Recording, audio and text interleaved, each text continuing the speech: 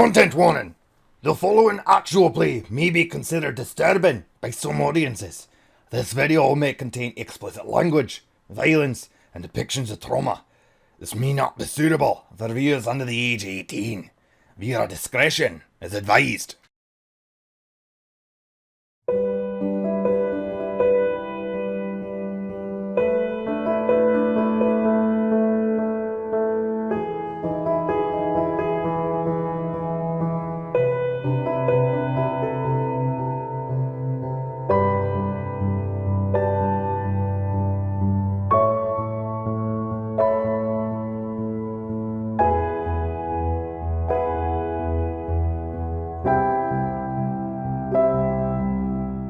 Last we met the Agents of SHAILD.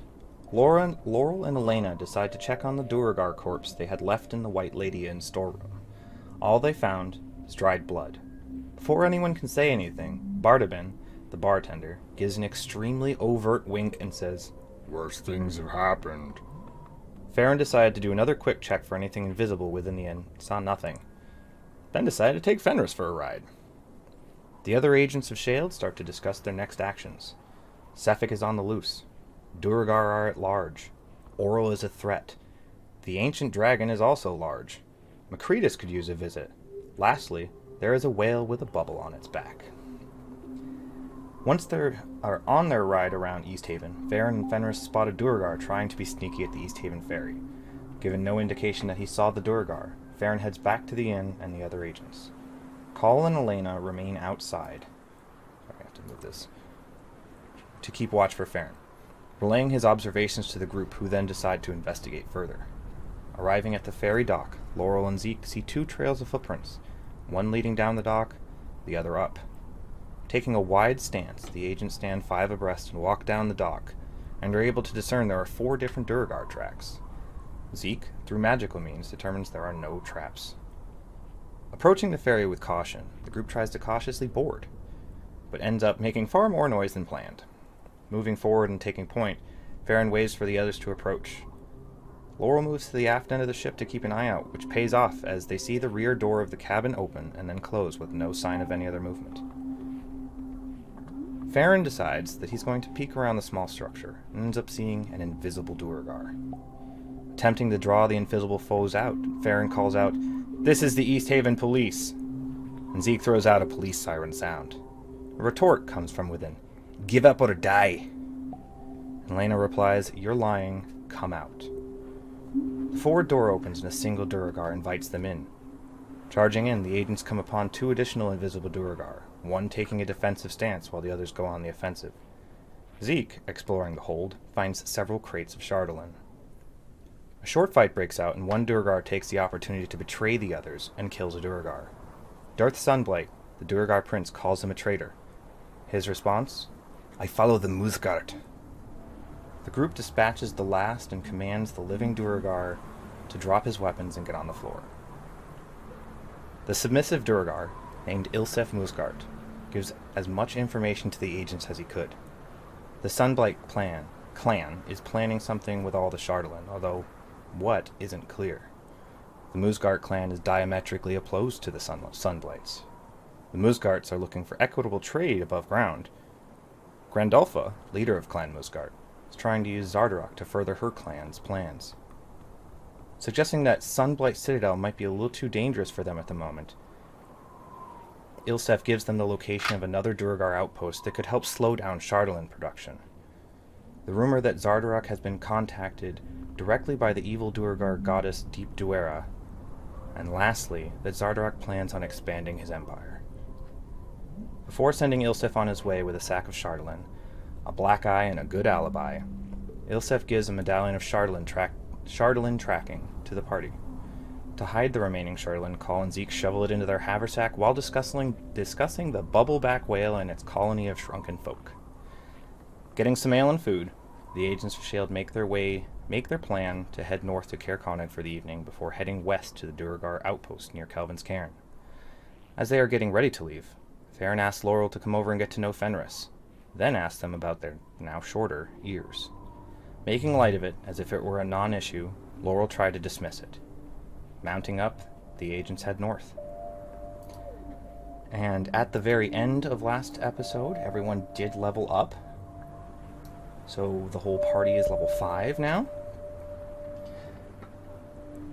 So continuing north, outside outside of East Haven, towards Caer Dineval. I'm going to pull up the Icewind Dale map as soon as I can read. Activate. And we'll switch over to Game with Map. Alright, so you all are heading from East Haven north along the water of Loch Dinneshere towards Caer Dineval. It takes about 3 to 4 hours almost to start to cross the lake and get back towards Caer Dineval. The closer you get, the heavier the snow gets. It's not a blizzard, it's not a whiteout, but it is getting heavier and a little bit harder to see. Caer Dineval approaches. You can see the lights from the Caer.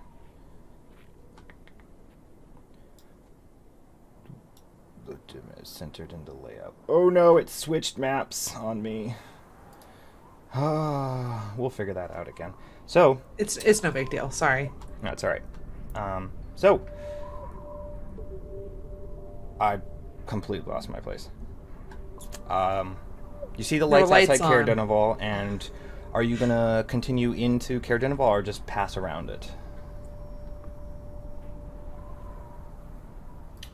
Should we take a meal break? That's what I was thinking. Right, warm up, get some hot food in us, and then yeah, we've been running for a while. Get a fresh start. Yeah. Just to refresh my memory, that should be better. Caer Dineval is where I sense the elemental presence, right? Yes. Okay. When we're ready to leave Caer Dineval, I want to cast Primeval Awareness and see if there's a change in elemental. Okay. So what's your radius? A mile? 1 mile. Okay. So as you start to approach Caer Dineval, do you want to cast it as you're getting to the outside of town, or do you want to wait till you get within? I want to wait, like as we're getting into town. Okay. Is what I'm thinking. So approaching Caer Dineval, and I will pull up that map. Activate. So you all would be probably a little over here-ish as you're approaching town, just to the west of the Eastway entrance. And you cast your Primeval Awareness.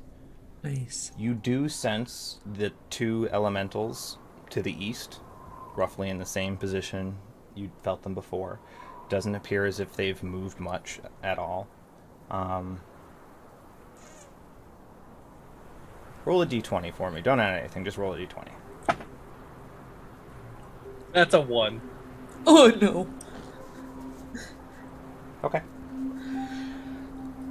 So yeah, you're able to. You approach the town, and just the two elementals are all that get your attention. Okay. You all do remember that you at the uphill climb, you could get some good food, but no alcohol. I know. Sorry, Call.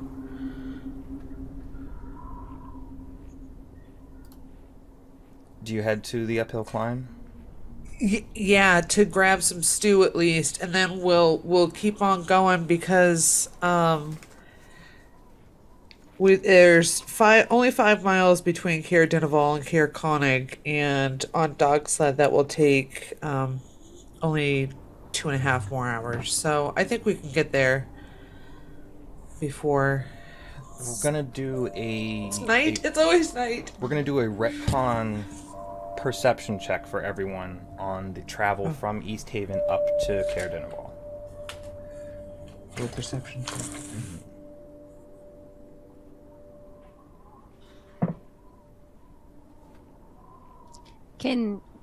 Can I suggest Zeke get advantage? Because stars and things. Because of Zeke's beliefs on the current topic that this role is for, no. Okay, then it's a 9. Okay. I get a 25. 16. 22. Got a 6. Okay. Farron and Laurel.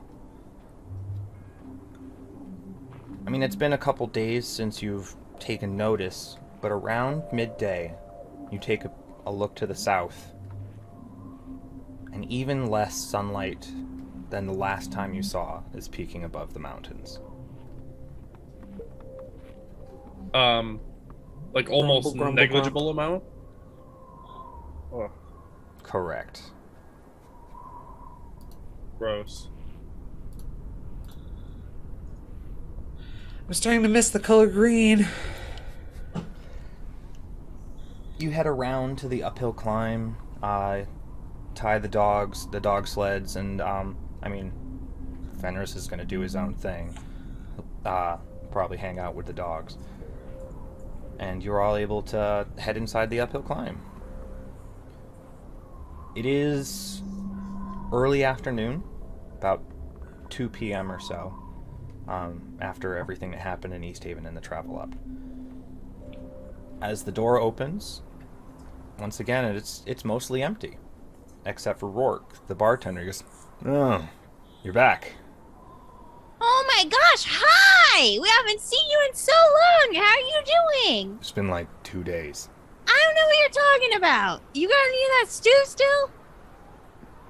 Yeah, as long as you're not Chowder. looking for any ale, we have the knucklehead chowder. Chowder. Blah. Yeah, I'll serve you up. Yep, hang on a sec. And he doots around back, and he comes back out with 5 steaming bowls of knucklehead chowder. Hey, Rourke? Yeah. Was it Rourke? Are you concerned, with just it being night, almost 24 hours a day out right now? You know, yes and no. The Dale folk are pretty hardy. I mean, Oh, we've been oh, here no doubt. forever, so I don't really think a bit of darkness is going to deter us too much, except the folk that left. Right. No question. But it does seem to be getting a little darker each day, and that's concerning. Yeah. Yeah, we're concerned about it too. Trying to figure it out, actually. I mean, I do miss the sun. I mean, I'm not really sure what you all can do. I mean, it's got to be something powerful to make the sun not come up. So if you're all going after that, you be careful. And you know You what? will. Just on the off chance, just because you're trying, this round of stew's on the house. Oh. Thanks. It's very Because- So soothing. much, but Nobody really tries up here anymore. So just the fact that you want to. we think. Well, that almost. I mean, I know you're hardy folk, no question, but it almost sounds like you're here to the last kind of thing. And if no one's trying, then almost sounds like. I'm making enough to keep the doors open. Till that day stops, Yeah. I'm not going anywhere. People need to eat. Sometimes they don't feel like making food for themselves. My door's Hey, always open. that's- Kitchen ain't, but my door is. Hey, I haven't seen your friend around in a few days. Friend? Yeah, you were talking with him last time you were here. Right over at that table, you all sat down with him. Sephek, right? We didn't see him here. We were looking for him. Bar did you end up meeting him at? That was Bryn Shander, wasn't it? That was Bryn Shander. That was Yes, Bryn we. My bad. When we came to no, it's okay. When we came to Care Denival, we were still looking for him. It was right after we had defeated him. DM Listen, got confused. My bad. I it's thought okay. this was some doppelganger I shit, know. and I was there for it. Yeah, me yeah. too. I Oh, was Did like, you see that we oh. didn't? We were like, Did he "What?" blank all of our memories? Did we have a conversation with him? And what's going on? Okay. So yeah, that Rourke doesn't ask that. None of that gets brought up. Retcon. You guys have your free stew, and Rourke is very thankful. Can I make an invisible creature check? Sure. Paul hands him like 3 gold, but he doesn't say anything to him because he doesn't have ale. And yeah, He That's eye- a night. He eyes it, but he doesn't make any motion towards it. You don't sense any oddities, invisible forces, anything in the immediate radius. Great. You did pass, coming into town, the same set of footprints, and they seem to have been made fresher. That along the map here, it's the blue line. Oh, that's right. That's what happened here. Yeah. We never followed up on that. Yeah. Hey, Rourke. Yeah. Oh, what's the speaker's name in Koenig? Kier Koenig.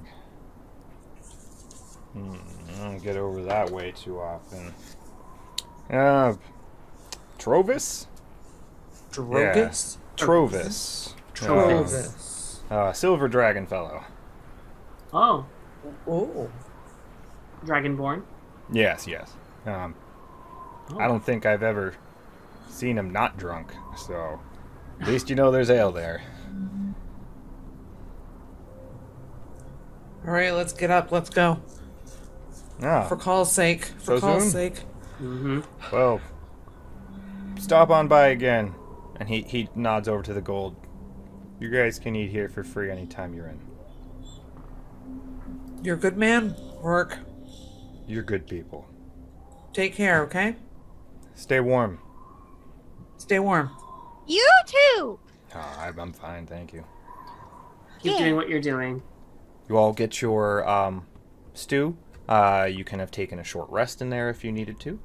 Oh yeah.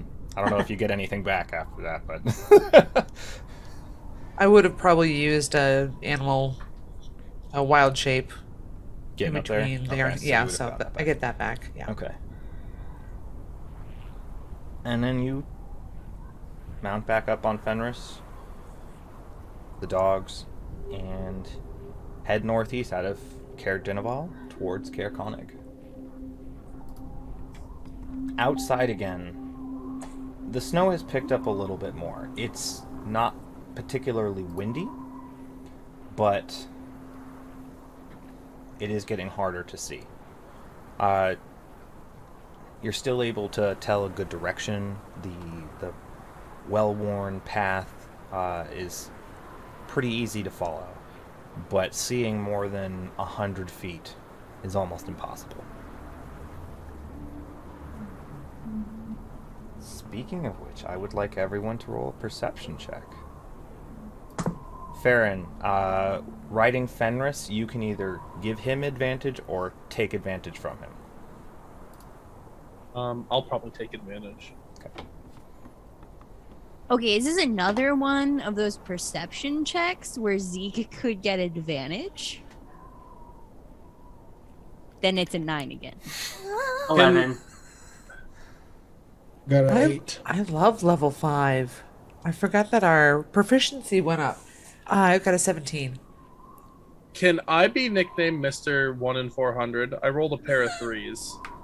So that's an 11. Minimum once an episode. Like for the last 4, including this one. So, That's great. Laurel, would you be riding in the I in would the probably. sled or still in your Craig? I This would- would be about an hour and a half outside of Caer Dineval, about halfway up. I would be in animal form, in Craig cat form. Okay.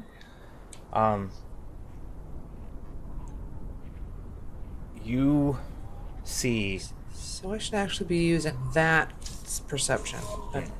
Sorry. Yeah, no, that's fine. You're the only one that rolled high enough anyway.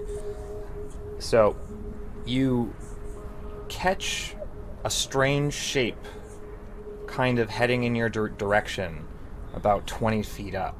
And, like, there's nothing for it to be there. So either it's flying or either way it's coming at you.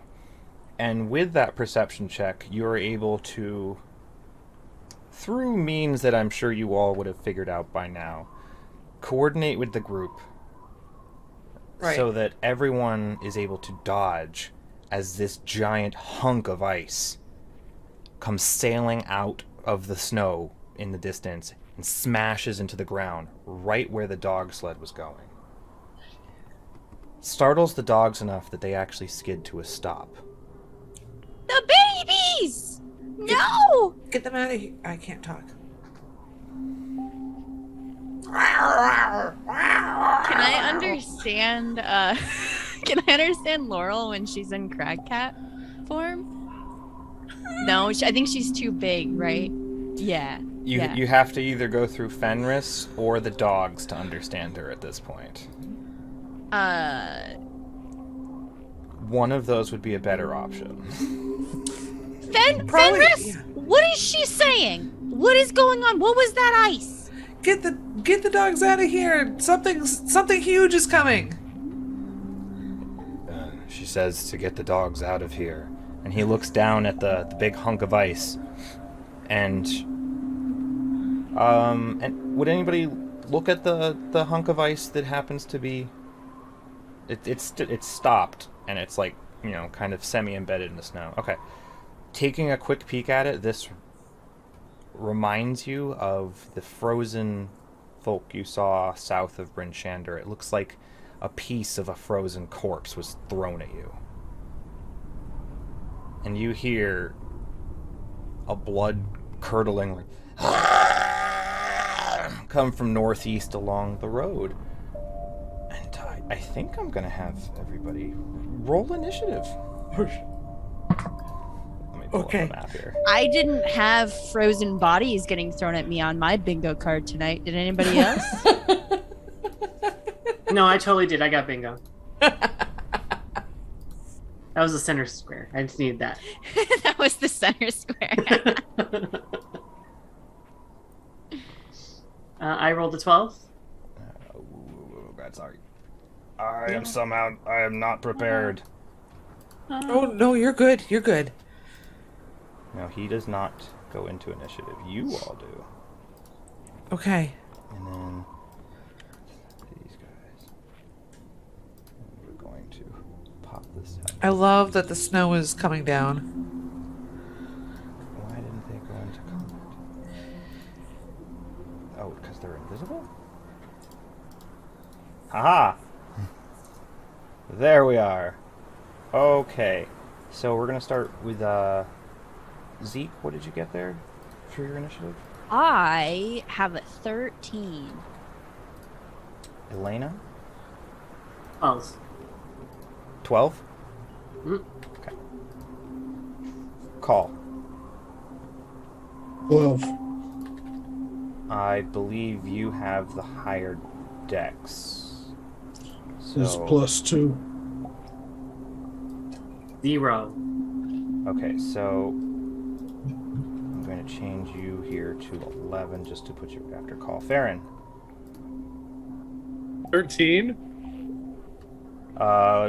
Zeke and Farron, what are your dexes? 14. +0. Okay, so I'm just going to put you there and Laurel. 19. I'm going to roll for the 2 Yetis. That's great. 2. Oh. Hmm? So if you all can see towards the northwest on the map, there are 2 large, furry, white-furred, snarling beasts. And starting the combat up is Laurel. Oh, shoot. I am Crag Cat. You are Crag Cat. Hear me roar. Rar. Roar. Here, I will get So- your Crag Cat. I probably honestly would have been a bit out. Why can I not? There we go. I would probably have started there. Let's see. That's 50 feet. Craig Cat can move only 40 feet. So, I'm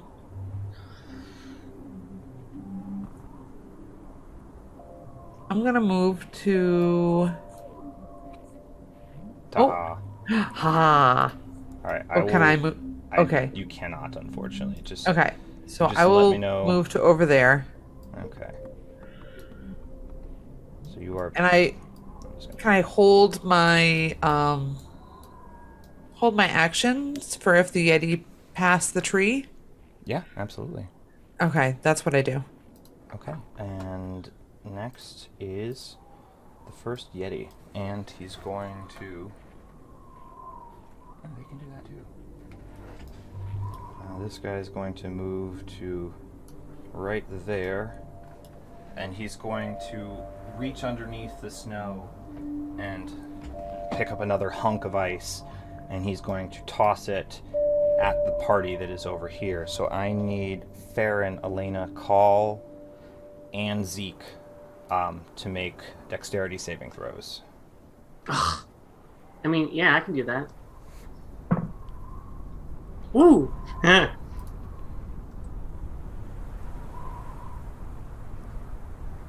17. 19.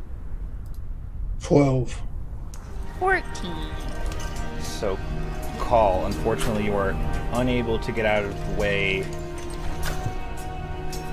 in time, and you end up taking 3 points of bludgeoning damage as this ice hunk nails into your side. Okay. And that is that Yeti's turn. Farron. Also, Yami would be out right now. All If you right. can- Blue Yami? It'd still be Blue Yami. I haven't changed him yet. He's just been hanging out with the dogs. Yeah, puppies. Got puppies. Oh, I want to see him and Fenris play. Oh, I need that in my life. Ooh. Yami right there. Ta-da. Alright. I am going to run myself right up to this Yeti because I'm feeling dangerous. I'm going to bonus action Hunter's Market. Okay. And now that I'm level 5, I'm going to take 2 swings at it. Go for it. One's it's gotta be a miss. A 12? Just hits. Oh wow. And the These other guys- one's much higher. These guys are just big sacks of angry hit points. Alright. So the first one will do. I have lost the die I need. It's right here. First one will be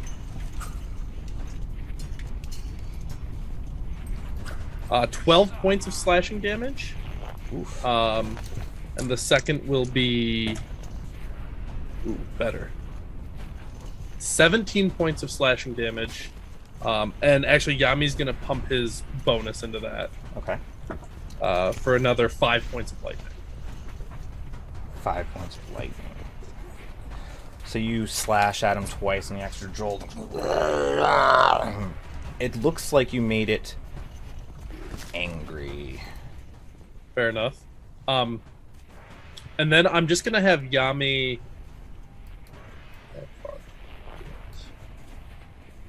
I'm gonna have Yami circled to here. That's fine. Okay. And then I use my bonus action for Hunter's Mark. I can't tell him to do anything, so that'll be my turn. Zeke. Oh my god. Okay. So, first thing we're gonna do is we're gonna wild shape into archer form. And then we're gonna take a archer thing. Just calls it Your a, star shot. so yeah, it doesn't have a name and I feel like it needs one. At the one that just came forward. Okay. The one Which that's I right think- by Farron. Yes. But that was a natural 1 for an 8. So your star shot goes wide and hits the small hill behind it, and a little bit of snow just kind of slides down. Fucking Nominati. And then How long into the stream? 37 minutes. and then we let's pop off here. We're gonna cast. Like, how many do I get?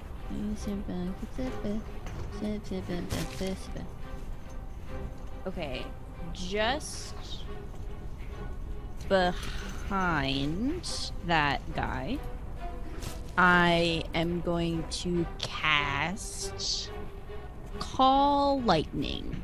Ooh. What is the... So I choose a spot. Wait, duration. Casting time is an action. Oh, up to 10 minutes. Okay. A bolt of lightning flashes each creature within 5 feet of the point. Must make a dexterity saving throw. The Yeti is large enough that you can just target it. Yeah, that's fine. Okay, so that's a dex save? Yes. They are great at those. Oh no. That is an 8. Oh yes. Well, that's a fail. So it is gonna take Extra because there is a storm active already. The blizzard much? counts as a storm. I believe you add 1 additional die damage to it. I do. I'm glad you know this better than I do.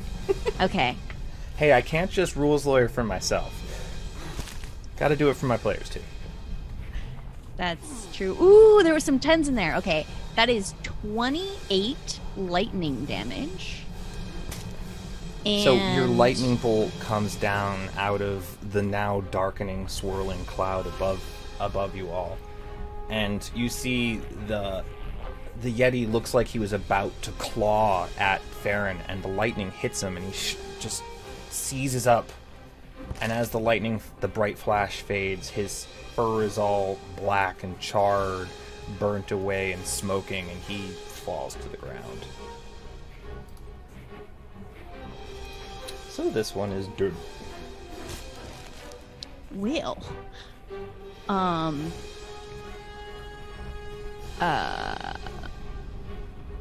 Okay, I'll read that later. But that's my turn. Alright, Call, your turn. Alright, Call's gonna go into a rage. Yes.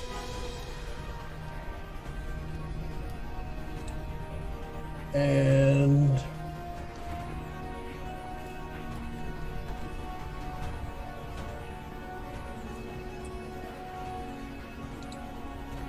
going to move right there.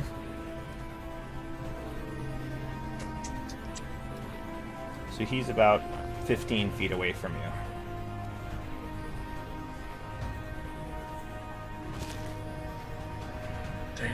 There are, like, rocks and other pieces of frozen bodies nearby. If you feel like throwing something. Yeah,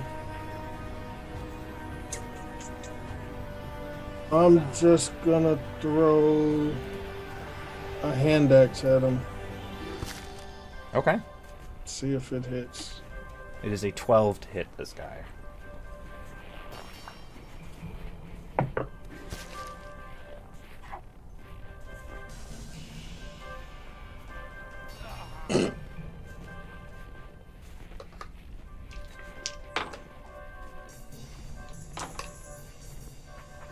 and that misses. It's a 9.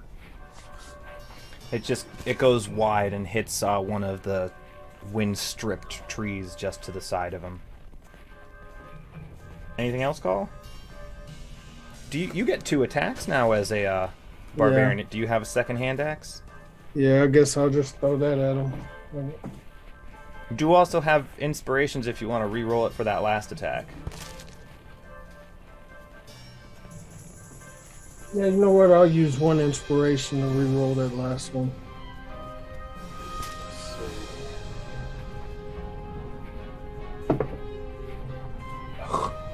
That was a nat 1, so that still misses. Yeah, unfortunately. Not using you. Into the jail. Yeah. And then for the second axe, let's see.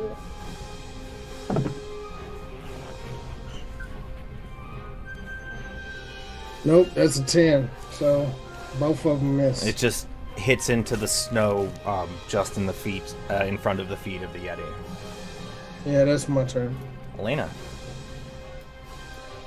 Let's see. From you to the Yeti is about 55 feet.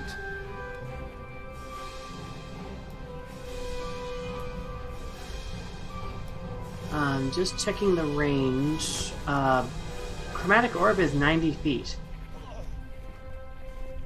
which is what I plan on doing. Alright.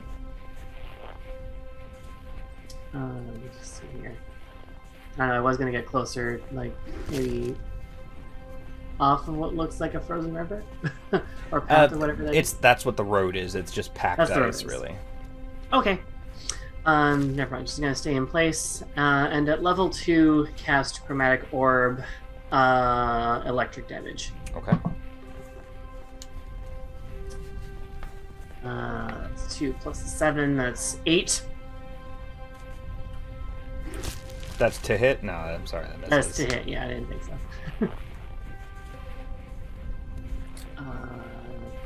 Okay then. I think I'm good where I am. That will be my turn. Okay, it is the Yeti's turn. He's going to use his action to do a bellowing roar. He just screams out, "Ah!" And then he's going to look down at Call. And Call, you can't help but make eye contact with it. And I would like you to make a Constitution saving throw. Oh, you got this. You got this. You beefy.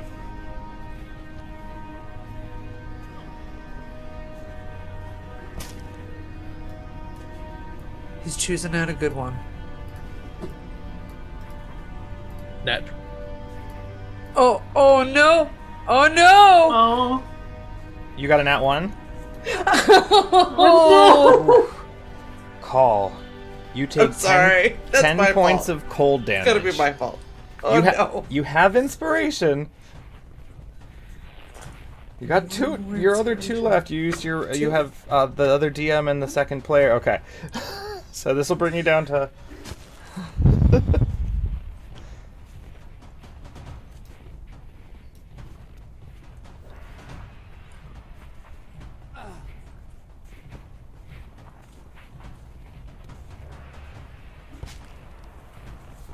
That is an 11. Unfortunately, that still fails. You take 10 points of cold damage, and you are Okay. paralyzed for 1 minute. Eh. As the gaze just freezes you in place. You will be able to save against it at the end of each of your turns, though. At the end of the Yeti's turn, it seems the call was answered. And they are going to jump into the initiative order. Alright, so back to top of the order is Laurel.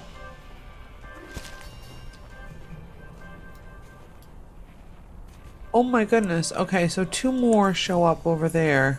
And one does appear much larger. One appears much larger. Great.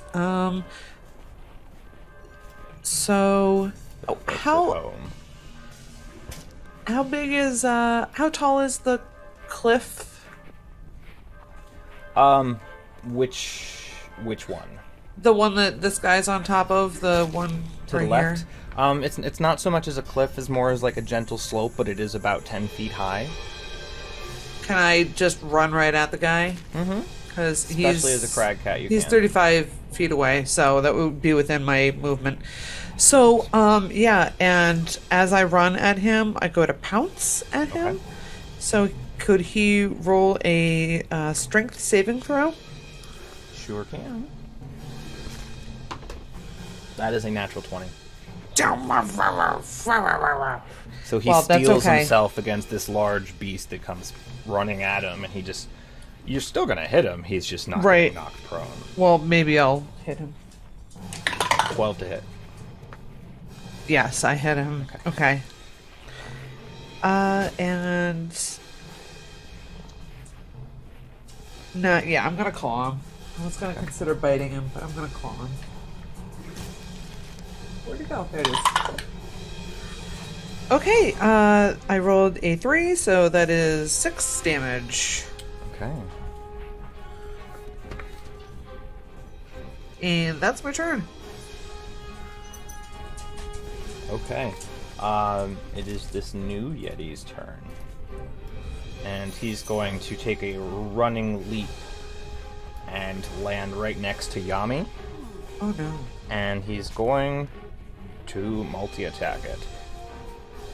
Oh no, let's he's see. so... Oh, Yami's so small. First, he's going to use his chilling gaze on Yami, so Yami needs to make a Constitution saving throw. DC 13. Con save for Yam. Let's see. He got a little boost to his stats when he leveled up, so that's good. Not Yami.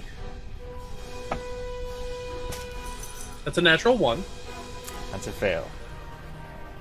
So he's paralyzed, and he takes 10 points of cold damage.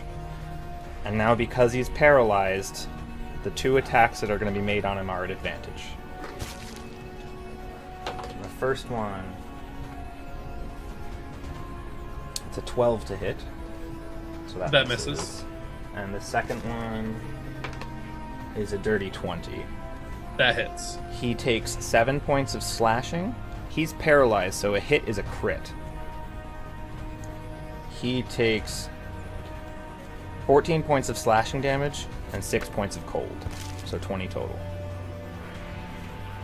And that is that Yeti's turn. Farron. On the last hit, Yami falls and he hits the ground. And he starts to coalesce into an energy. And he goes back into Farron. Oh. Okay. Oh, Yami. All right. Okay, right? All right. I have a grudge match now. Bonus action. Wait. DM rules question. Yes. Hunter's Mark I can move on a bonus action. Do I have to do that this turn, or could I theoretically do it next turn? As long as there are targets available and the spell is still up, you can still move it. Gotcha. Okay, I'm gonna cast a new spell. If it's a concentration, you lose Hunter's Mark. Yeah, and I'm gonna do that. I'm gonna get rid of Hunter's Mark. As a bonus action, I'm going to cast Sephek Strike. So for the duration, which is 1 minute, I cannot cause opportunity attacks. I get to move freely. And then once before the spell ends, I can activate an additional effect, which I'm going to do right now. My speed is double. I have advantage on my first weapon attack, and it's going to do extra damage. Nice. So I'm going to... With what he previously did, I will also allow you an additional D4 to your first attack roll. Okay. Yeah, so I'm going to walk up here, and I'm going to cut the shit out of this guy. Like a D4 to hit? Okay. Yes. Oh, that's kind of poetic. I'm not going to need it. That's a natural 20. Outstanding. So that's max damage plus the dice roll. Which is this. What's the other one I need? So the additional damage from the Zephyr Strike is another D8 of force. So that's another 8 plus a D8. Everything is maxed plus the dice roll. I'm two-handing my longsword. D10.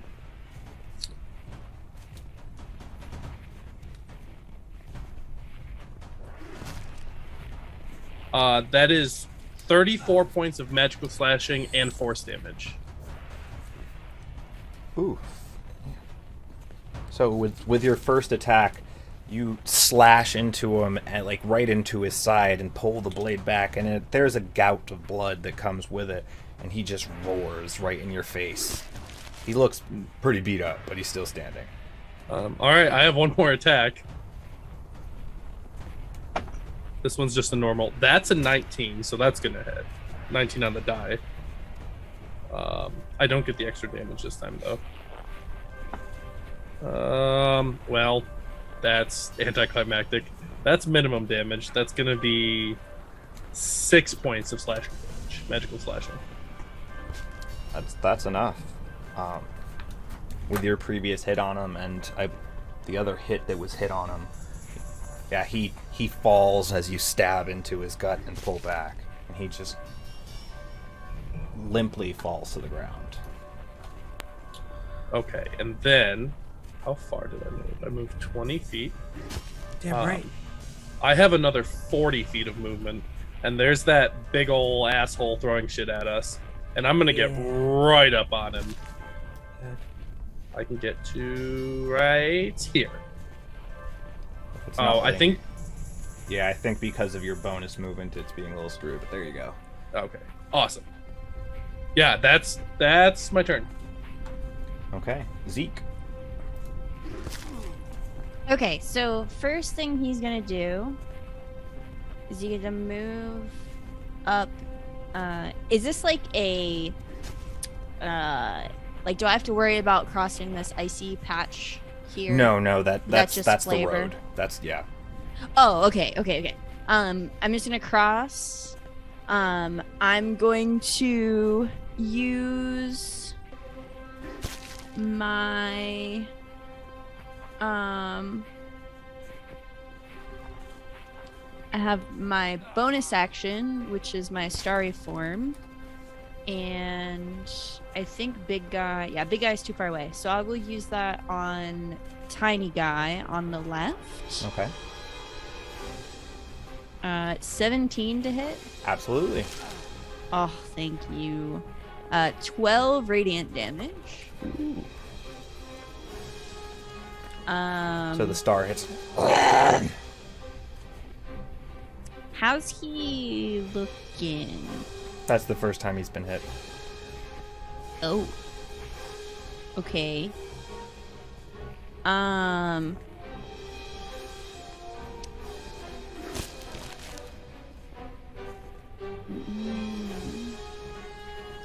I trust Laurel. I'm good. So I'm gonna use my action and dash up right behind Call. Okay. And action surge. Just kidding. Okay, I'm done. Call, I would like you to make another Constitution saving throw. This is to try and become unparalyzed. That would be wild if you took a level 1 fighter and just suddenly action surged.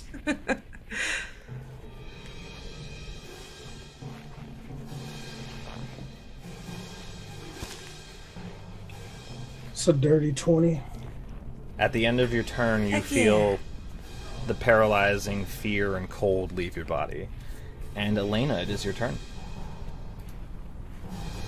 So the one that is up in front of Laurel is 55 feet away from you, and the big guy is 70 feet away from you. Both well within range. I'm gonna get the one in front of Laurel first. Okay. Gonna try that chromatic orb second level again.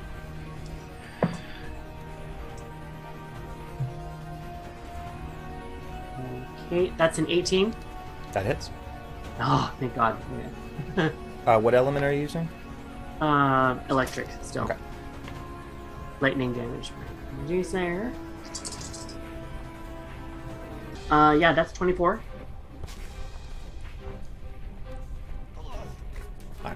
Your lightning orb shoots out and strikes him, and he's starting to look a little rough. Yeah. Anything else at all, Elena? That'll be it. I guess I'm just taking stock of everyone around, or everything around me at the very least. It is the Yeti's turn.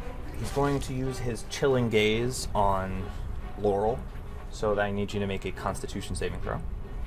That's a 7. That's a failure. You are paralyzed. So he's going to make his 2 attacks on you at advantage. The first one is natural 19, so that's a 25 to hit. Yeah.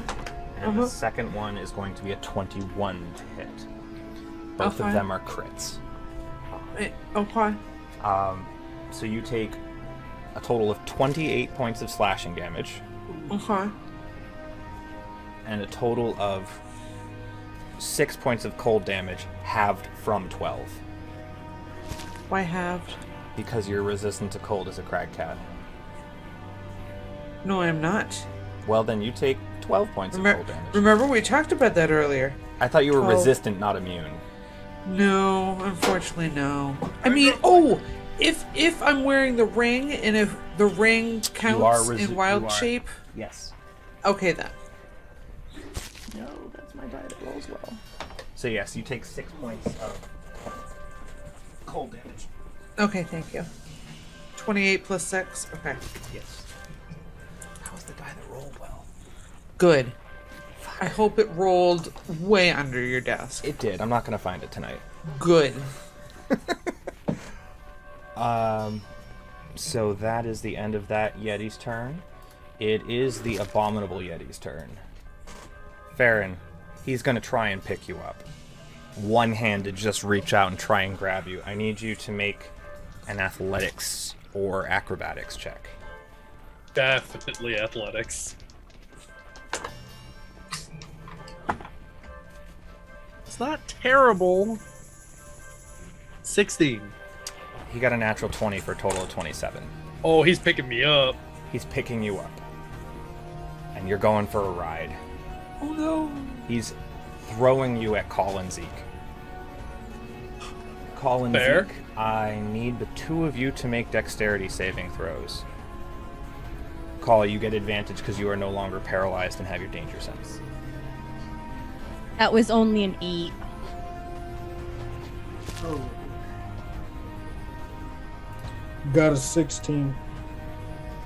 Alright, Call, you are going to succeed. Farron, I'd like you to make a dex saving throw at disadvantage because you are the launch E.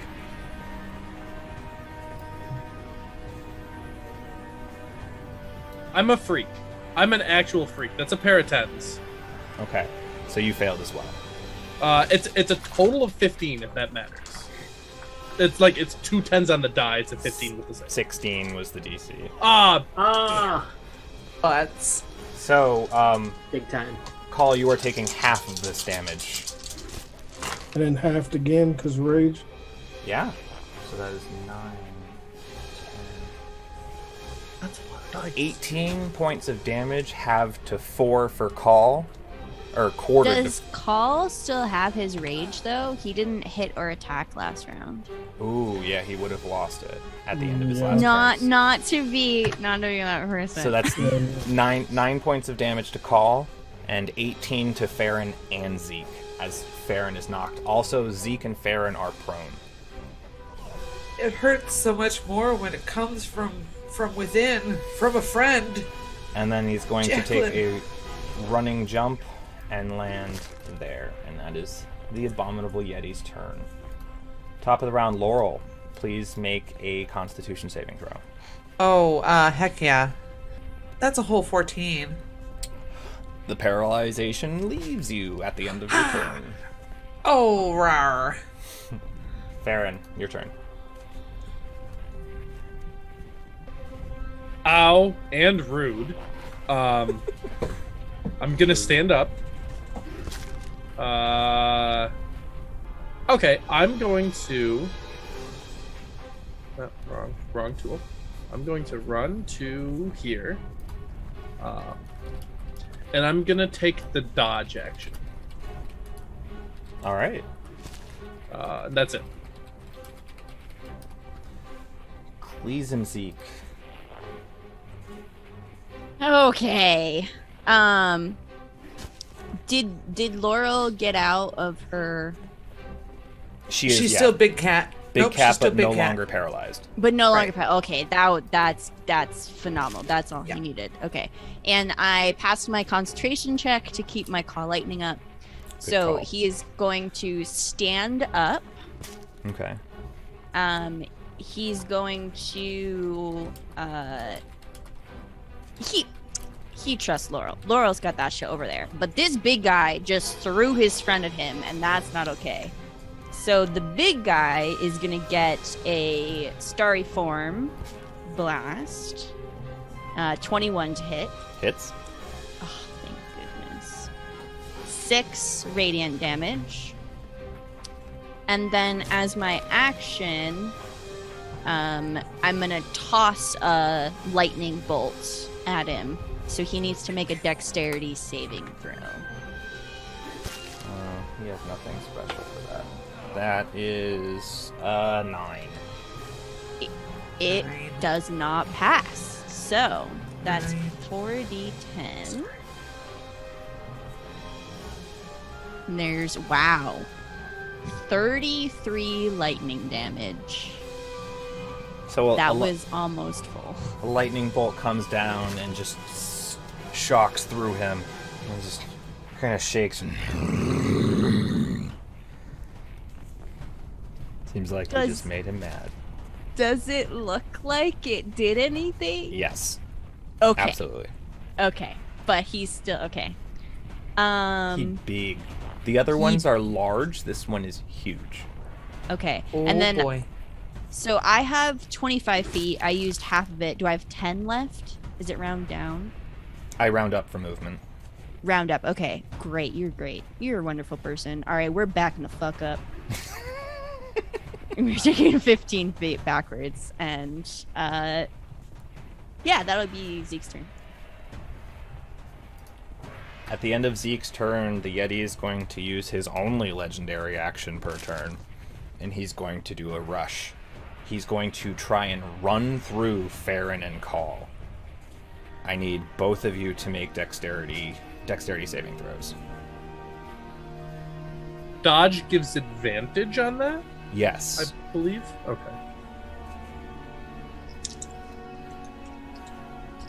I 15. 15? Yes. One was a natural 1. The other one's a 19. Unfortunately, the 15 is a failure, just barely. So you are knocked prone and take 4 points of bludgeoning damage. Farron, you take 2 points of bludgeoning damage and are able to avoid getting knocked prone. And Zeke, he runs between you and Laurel. Call, it's your turn.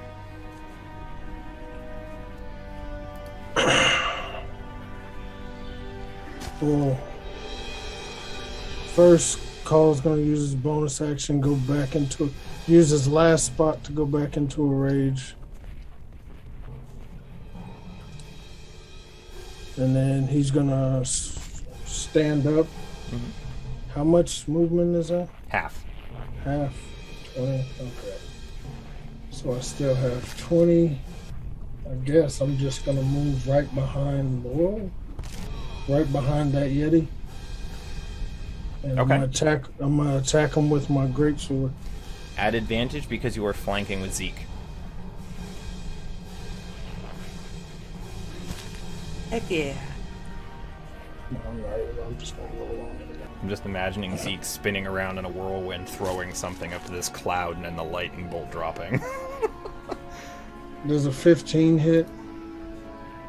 15 does not hit. Well, you do hit him, but it appears that this one's fur and hide is much thicker, and you don't make any wounding purchase. You do have a second attack, Yeah, which I'm would also be an advantage. gonna attack him again. Oh, I can't do that. 24 to hit. Yes, that hits. It's gonna be 12 damage.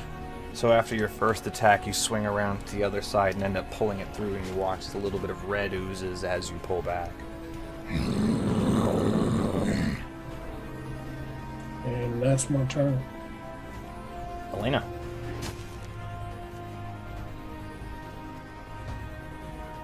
Alright, my fuzzy little friends. We're gonna go for the same guy as before. Let's take him out. With the chromatic orb again at second level. Ooh, that's a 26 to hit. That does hit. That was Heck almost yeah. a 20. That was almost a nat 20. And funnily enough, it adds up to 26 total damage. So the lightning bolt just shoots out, and as it hits him, much like the way Zeke demolished the other one with his lightning bolt, this one just singes, and you watch as some of the fur catches almost in flame, and he just falls back smoking to the ground. And he dead. Anything else, Elena? And stay down. And now my turn. It is the abominable Yeti's turn. I forgot he was supposed to take 2 more damage. 2 more for your rage. Okay. Okay, got it. So the Yeti takes a giant step over Zeke to be on the other side of him. I will say that both Call and Zeke can make attacks of opportunity on him. At advantage or no? Call, yours would be an advantage. Zeke, actually yours would too. 13. That misses. It's just a little out of reach. He's just a little short. Mine's 18. Just hits. Actually, sorry, no, that more than just hits. I was looking at the Heck wrong yeah. number. It's a 15 to hit him. Yeah.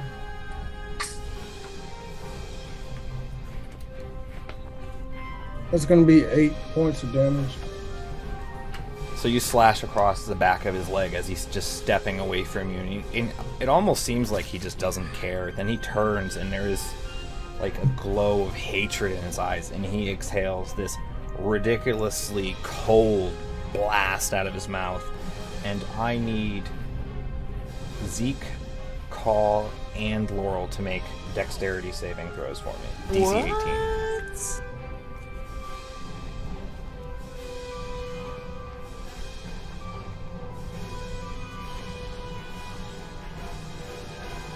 What? I fail. I That's a fail. 12. All 3 of you take 45 points of cold damage. Yeah. Laurel, it's halved for your ring of warmth. Mine still have 2, right?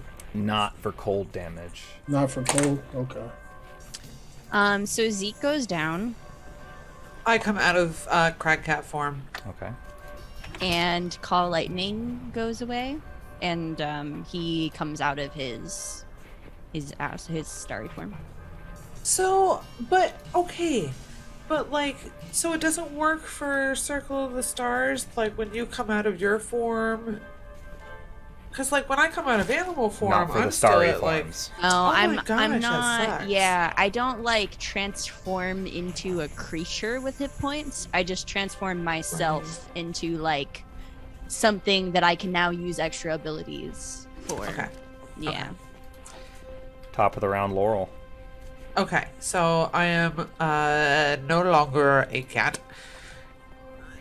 And Zeke is down. And I will not stand for that.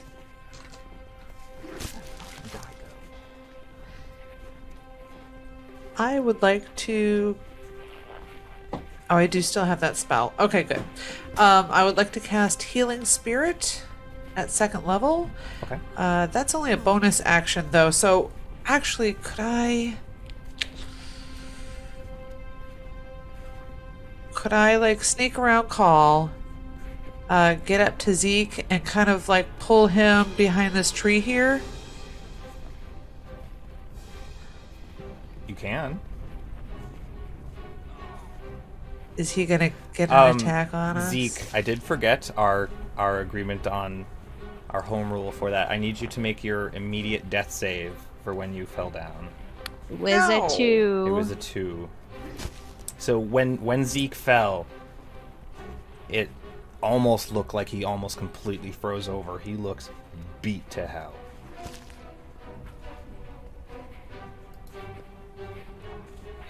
Is there a way that I can pull him behind the tree and protect his body at the same time?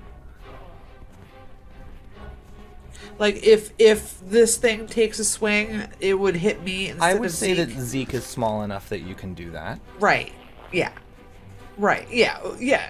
Okay, Absolutely. So you're gonna pull Zeke. I am gonna pull Zeke So you're behind gonna pull the tree. Zeke here, and So Zeke will be like here. Yeah. and then you will take this spot here to have. It won't let me move you for whatever reason, but you're to the right of Zeke. It's being screwy for me.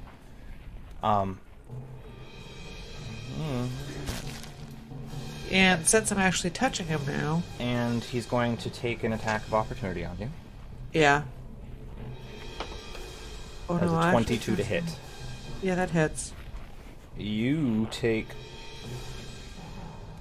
14 points of slashing damage and 7 points of cold, half to 3. So 17 total. Yes. Okay. Okay, that's fine. I also little fey looking squirrels. They're kind of like transparent. They come romping out from under my cloak and they go running over Zeke and give him little nuzzles and heal him for. I'll just roll these dice. They heal him for 9 points. What are you casting? Healing Spirit. Okay. So, Zeke, you come back to consciousness, prone, at 9 points of health. And the healing spirit is on Zeke, pretty much, in Zeke's space? Yes. Okay. So, at the beginning of your turn, Zeke, you can gain more health.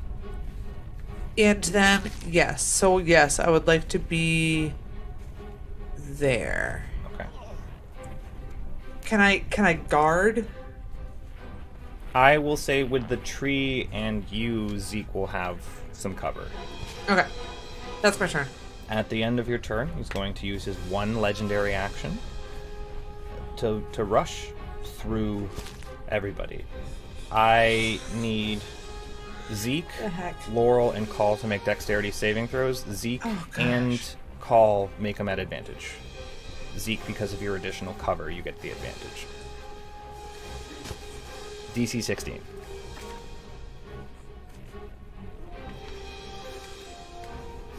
I failed. That's a 9.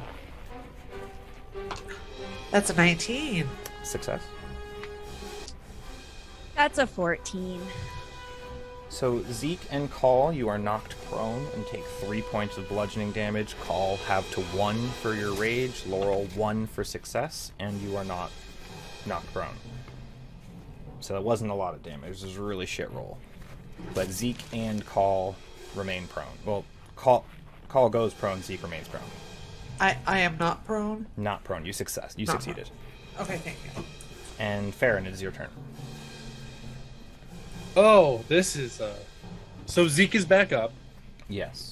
Well, down, up, Conscious. breathing, conscious. I'm going to drop my Zephyr Strike, and I'm gonna recast it. I am burning through spells. And I'm gonna activate its ability right away. So I'm gonna run up. Can I get on that cliff behind the Absolutely. Yeti? Yeah, it's Yeah. not so steep that you can't just go up it. Okay. I want to get up. Oh, you might have to move me. Yeah, I It think won't that let me. the tree and the barriers are making it screwy. Okay, this will give me advantage, right? I already have Sure advantage on will. the first strike. All right, first one. Ooh, not great. Should hit. That's an 18. Hits. All right, I need this cute little die, and I need this one. No, Pencil disappears. does too. Oh my good golly gravy gosh. On a D10 and a D8, that is 8 points of damage total. Magical slashing and 1 point of force. Huh. Gross. Alright, and then second attack. That's a natural 20. That hits. Or better. I don't get the bonus damage this time, but that's fine. 20 points of magical slashing. That's with the max damage plus the dice roll. Yep. And I'm just gonna yell in its face. I want its attention. So you stab at him and slash at him, and he takes the hits, and he's got some good cuts and slashes in from you all taking some heat at him, but he still doesn't really appear that beat up. I have a question about the chilling gaze. Would Farron have seen that happen to the other people? Was that something? Could I glean why it happens? It seems to be an ability that the Yetis have. Okay. Okay. Yeah, then that is my turn. Zeke. You are prone at 6 hit Illuminati! points. God fucking damn it! I'm so tired of this. He's gonna wipe his brow, and he's gonna slowly stand up. He's gonna transform very slowly into a chalice. Zeke, you also gain some health I from the do. healing spirit at the beginning of your turn. Okay. Laurel, how much? It's 2d6. I will roll it. So you turn into a chalice, Zeke? Yes. I love these forms. I'm like picturing him turning into a big cup, you know? He is, yeah. But like a weird wispy cup too, yeah. Like a teapot. I'm a teapot. You take 8 more points of healing. Yes. Okay, excellent. Okay, so he turns into a teacup, and he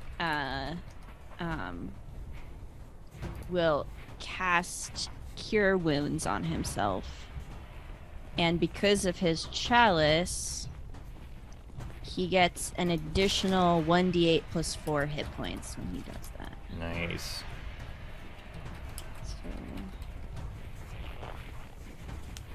Okay, that is a wow. Okay. So the chalice granted him max. So 12 from the chalice, and then Cure Wounds. Shit, I did that wrong.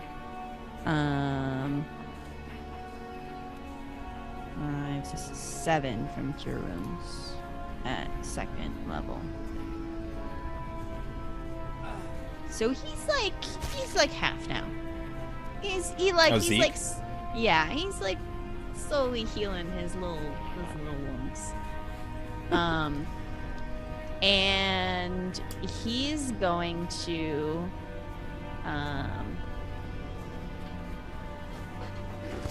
oh god, he wants to get away from this guy so bad. The He's gonna- cold cone that he breathed out did appear to reach about 30 feet from him. Yeah, Zeke's gonna run 10 feet to the other side of Laurel. And that is his bonus action. Yeah, that's everything. Okay. Call, it is your turn.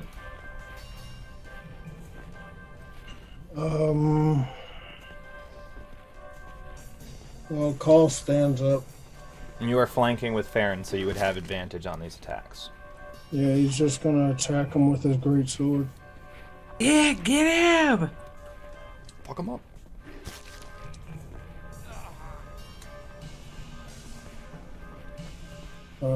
21 to hit. Sure does. —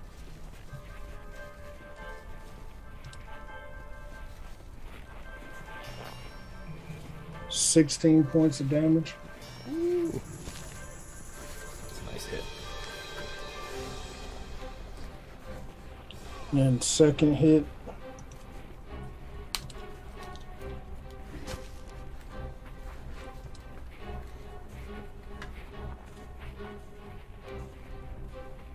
It's dirty 20. Yeah!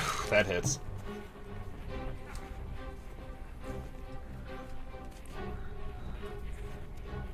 That's another 13 points of damage. So after these few strikes, it actually starts to look like it's starting to breathe kind of hard. But still standing. Call's gonna use his bonus action for a Fury frenzy attack. Yeah. Okay.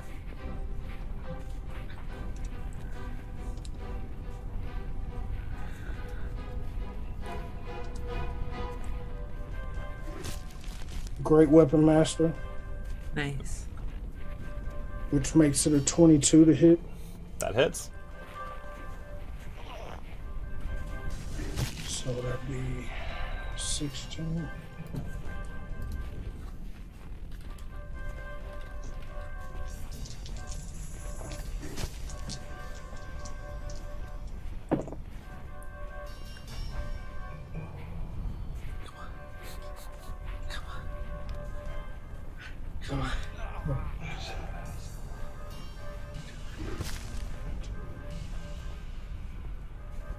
Fuck, how am I gonna do this? So, it's the max damage plus a dice roll on this one. Was it a crit? Yeah, it was a natural 20. Yeah. So it's max damage, plus Great Weapon Master. So it's max damage, roll the dice, add Great Weapon Master. Okay. So, So that's what, 12 for the 2d6, it'll be Plus your- 16 because it's plus 4. and then roll the 2d6 on top of that, and then add 10. 32 points of damage.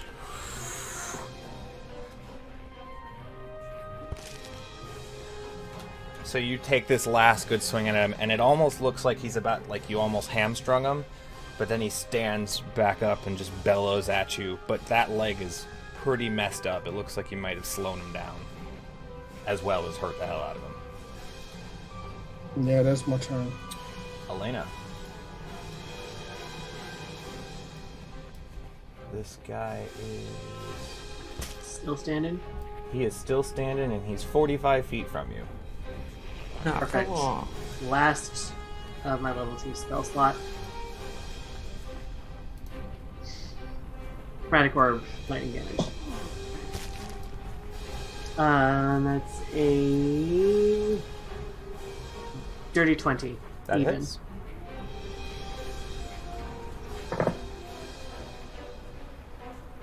Okay, damage not so big.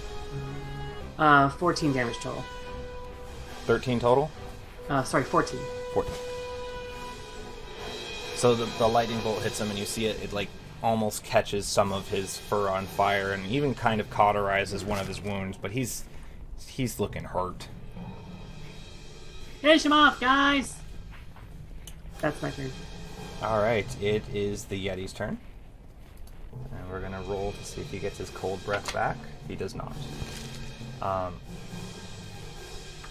He's going to use his ability Blind Rage, which essentially is it's right in front of me. Call when you take a reckless attack. So he's going to get advantage on this turn of attacks, but all attacks have advantage against him until his next turn. He's going to use his Chilling Gaze first on Farron, so I need you to make a Constitution saving throw, DC 18.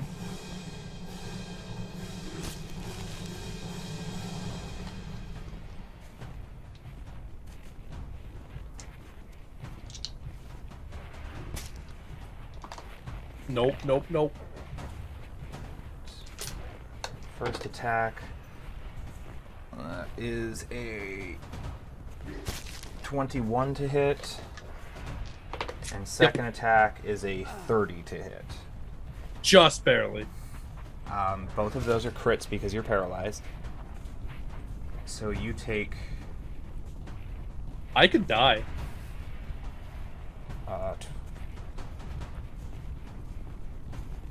52 points of slashing damage and 14 points of cold total. That's already halved from 28. So you take 52, 66 points of damage. That was 2 points off an insta-kill.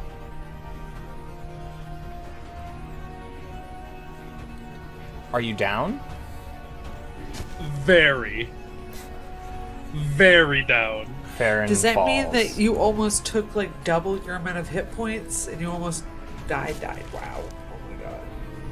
Oh, sorry, not 2. 6 points. 6 points off.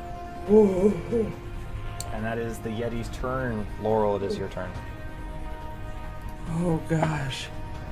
Well, I thought I knew what I was gonna do, but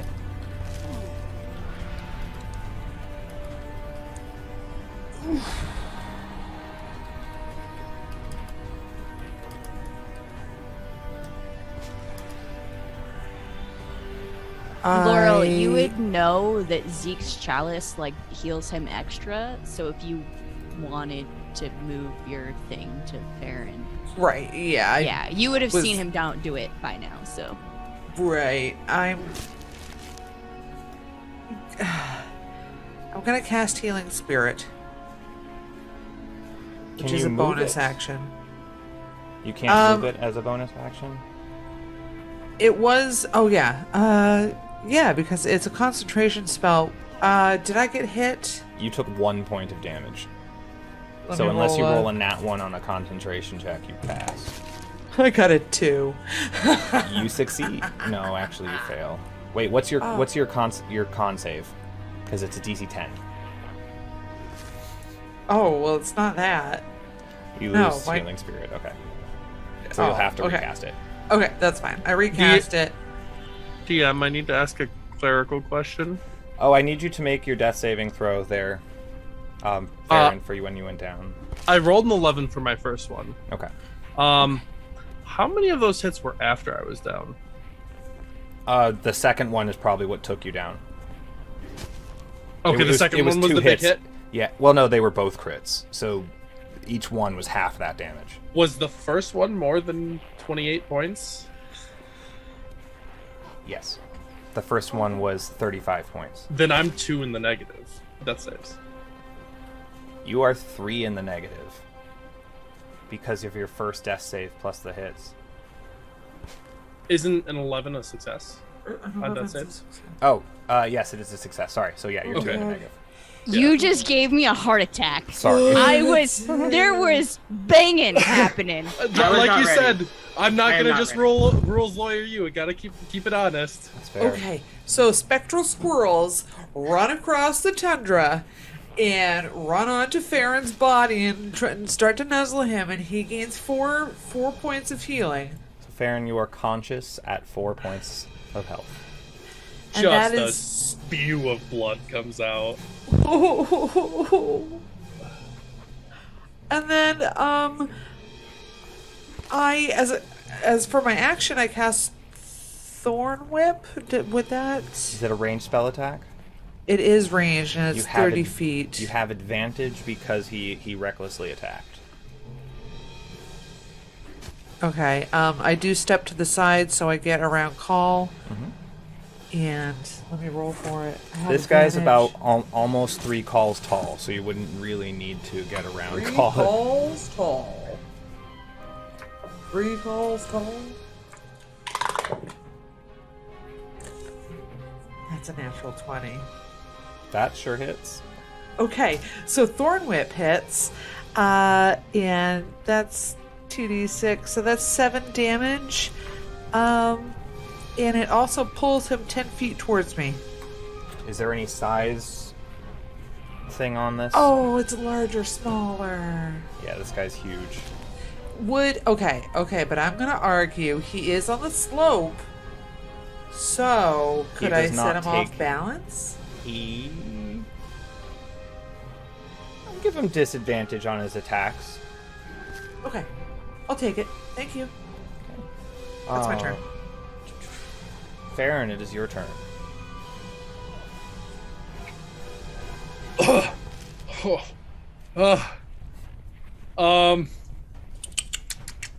Man. Yeah, I've got the little squirrel. Do I heal more on my turn from the Yes. neighborhood squirrels? 2d6 plus whatever it is.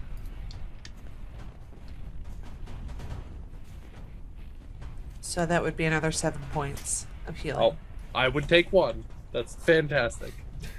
How hurt does this guy look? Does he look okay, or does... He's pretty messed up. Oh, this is a bad decision. Wait, now that I've been affected by the gaze, would I know that it's because is it because he's looking at me? Like, if I close my eyes and use my blind sight, would that protect me? Or does the ability, is it just like a Yeti power? You feel that eye contact needs to be made. So I could blindsight it? Good to know. I'm gonna close my eyes then. Okay. And I'm flanking with Call. I'll stand up. And I'm gonna take 2 swings. His reckless, so that's almost triple advantage if that was a thing. Okay. Yeah, I'll take my swings, eyes closed, because blindsight's amazing. Mr. DM, Yes. I did roll a critical last turn, but I didn't damage as a critical. So could you add 12 onto that damage? I sure can. Thank you. Oh, that first one hits. That's a 26 That hits, yeah. to hit. This'll do 13 points of magical slashing. And then one more swing, and then hopefully I don't permadie. That's not as good. That's 16 to hit. That hits. Great. Come on. Big damage, no whammies. It does mean he is 6 Zeeks tall. That's a lot of Zeeks. 12 points of magical slashing. How do you want to do this? This was a really weird fight for Farron. The first swing, he's gonna shove into his gut when he stands up, and then the second swing, instead of swinging in, he's gonna grab on with his other hand, and he's just gonna rip it open. So you watch as Farron stands up, wipes some blood from his mouth, looks down at the hand that Yami usually comes out of, and he thrusts the sword deep into the gullet of the Yeti and rips it out the side. Blood spews across the white snow, and if there were mountains nearby, the roar that comes out of this mouth would have caused an avalanche. Even some of the snow in the immediate area, you see that the soft pack kind of vibrates. The snow falling through the air even gets pushed away from the strength of the bellow, and he falls to the ground, lifeless.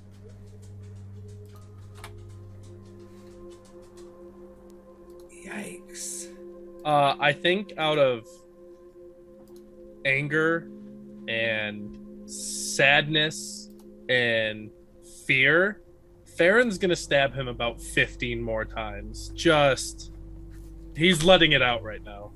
You all watch as Farron just starts stabbing repeatedly into the chest and stomach of this beast. Can I keep on focusing on those squirrels in the meantime and have them heal Yeah. a little bit more? It would last for a minute. And so what's the space on? Is it a 5-foot radius? it's 5 foot, yeah. So yeah, all of you could congregate within this healing spirit for. I don't think I want to be next to Farron while he's having his. Okay. So yeah, for you can roll it 3 more times during this. Ball kind of falls down to one knee, starts spitting out a little blood. You take a point of exhaustion from your frenzied rage. Zeke's gonna cast Cure Wounds on himself, and then he's gonna go up behind Call, and You will all cast... do also have a fair amount of potions if you want to save any spells. Farron gained Why 28 would more we points. need to save spells, Mr. DM? Yeah, why I'm would just we need to do throwing that out there. That's not sus at all. No, but it is spell management.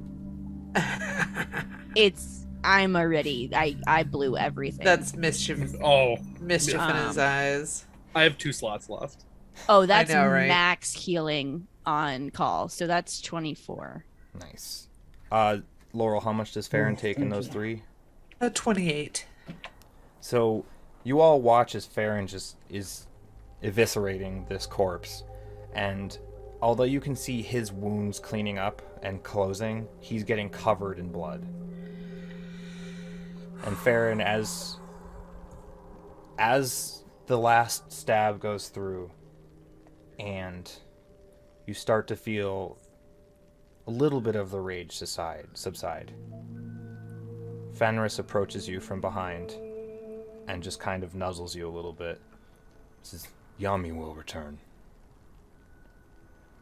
You fought well.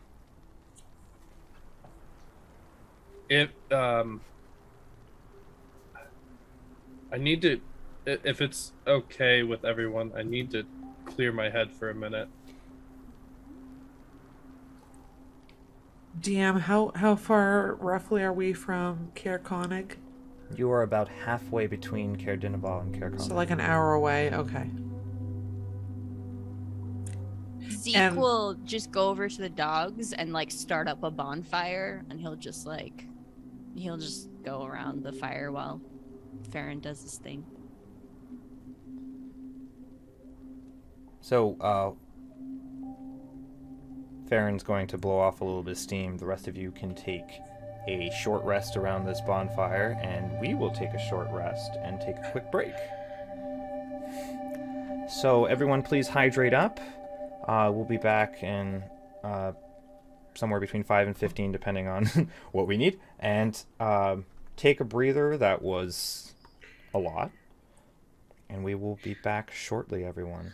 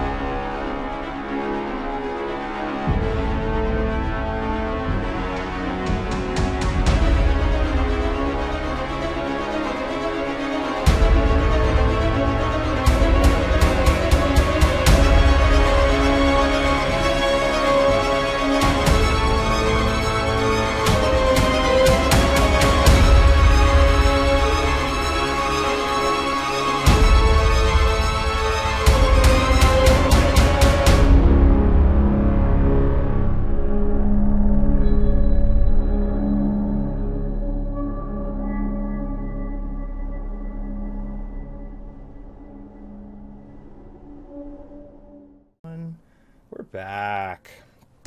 Hello, everyone. Hopefully you all had a chance to hydrate up, stretch your legs, all that good stuff. Take a few breathers after that.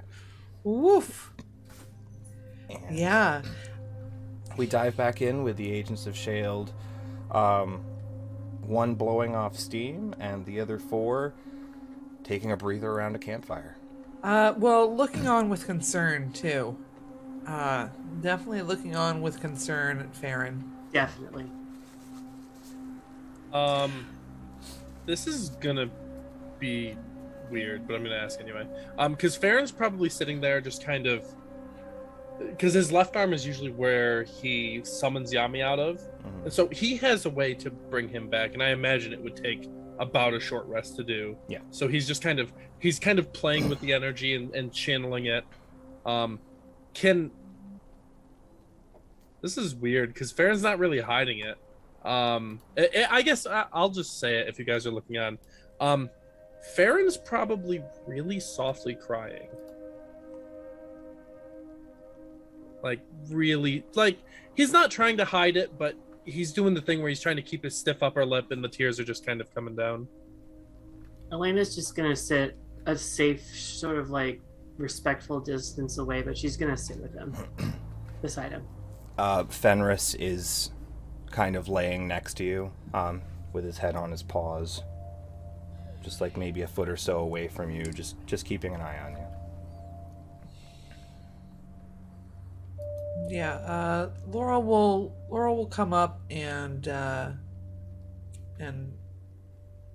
doesn't sit down next to you, but pats your shoulder kind of from above and gives a bit of a squeeze. What does his left arm look like? Does it look like... It doesn't really. It looks like a human left arm, but it's definitely it's a weird thing to explain. It's definitely the arm he uses his magic with. Like, his left arm is kind of where the magic is, I suppose. Sure. Okay, I didn't know if there were any special markings or anything. Not really. Oh my god, cat, please stop. Yeah,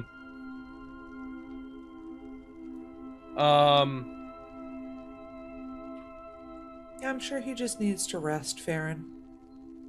It'll be all right. When you come up and touch his shoulder, Farron's I have a really bad history in snowstorms.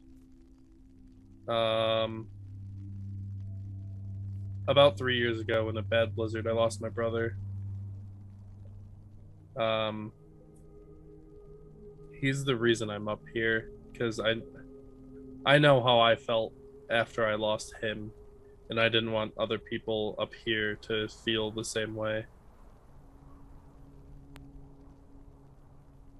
Wow. Okay, so... yeah, blizzards are rough for you. It's been a rough couple years. Speaking of snow, it is still kind of heavily snowing. Not like blizzard still, but about 100 so feet are out. It's still difficult to see.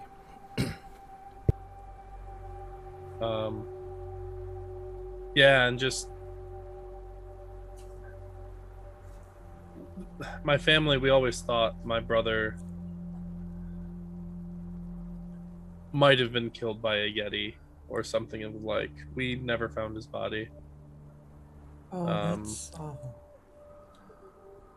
It was really rough. So in the fight, everything just seemed to come back, didn't it? When Yami went down, I kind of had some flashbacks.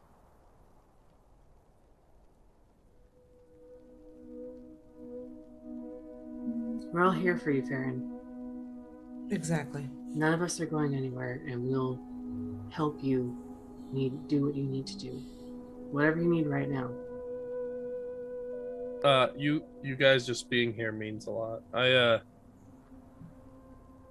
The summer before he died, I moved in with my then wife, but I really struggled after his death, and she wasn't a very understanding person, and she eventually left me. Oh. So Insult to injury. So finding Zeke, and I give Zeke like a very almost a loving look, like, was a big pick me up for me. Zeke is making food for everybody right now, but he's listening between, like, you know, dragon breath and sweet smells. I would say probably too, over the course of the short rest, probably somewhere halfway through is when I'd be able to push Yami out, essentially. And I'm absolutely making him white this time. So during the short rest, you're able to focus your energy and re-summon Yami. And the one that comes out, again, same general body size, same kind of dopey wings, but snow white scales and a crest that goes back with a few small horns. And there's more of a brutish ferocity to his appearance, and then his stupid tongue rolls out, and he just jump tackles Farron. Oh yeah, I'm gonna wrestle with him for a good minute. There he is. This is probably where Zeke would come over with some like light food and a handful of cheese for Yami, and kind of like pass this around, and just like gently linger on Farron's hand for just a second, and then just eat together.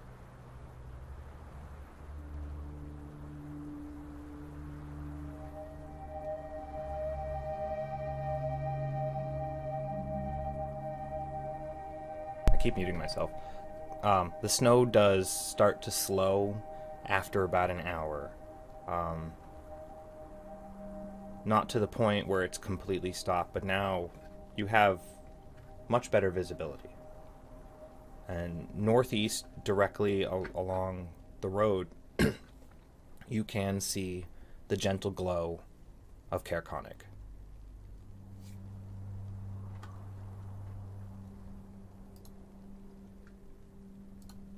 Okay.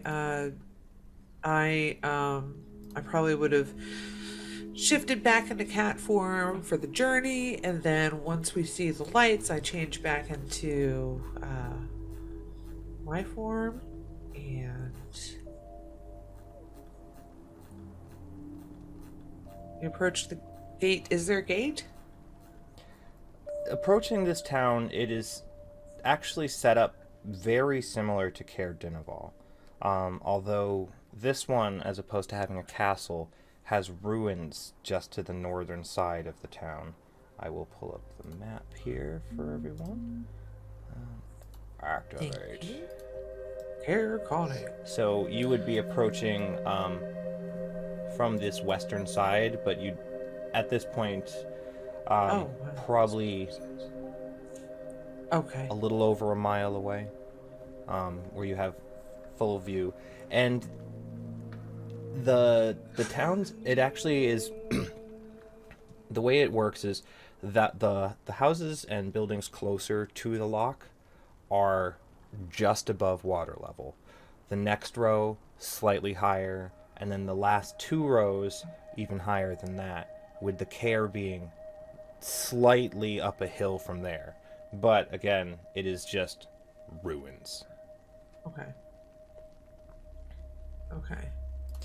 And Looks like the biggest house might be the one that we come in upon, the speaker's house. the town sits quietly at the foot of Kelvin's cairn. A few bundled up people shuffle between snow-battered houses, keeping their heads down, barely bothering to give you a look as you walk past them. A pile of snow stirs as you pass it, and someone hidden beneath it suddenly stands. So about the time you would get to near the speaker's house, and yes, that is the largest one. Who goes there? Thieves? If I found those creeping bastards... When he pulls down the scarf covering his face, you see it is a silver dragonborn holding on to an empty wine bottle as if it were a weapon. He belches, grins at you, and says, Pardon my manners. Bit jittery with all the thieving going on. I'm Trovis, town speaker. You all almost get drunk off his breath.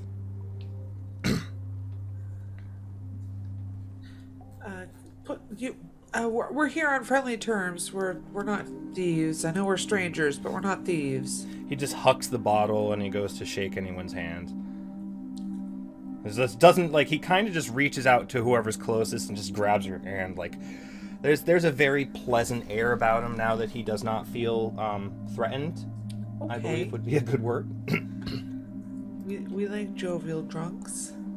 Yeah. Who are you? We are the Agents of SHAILD.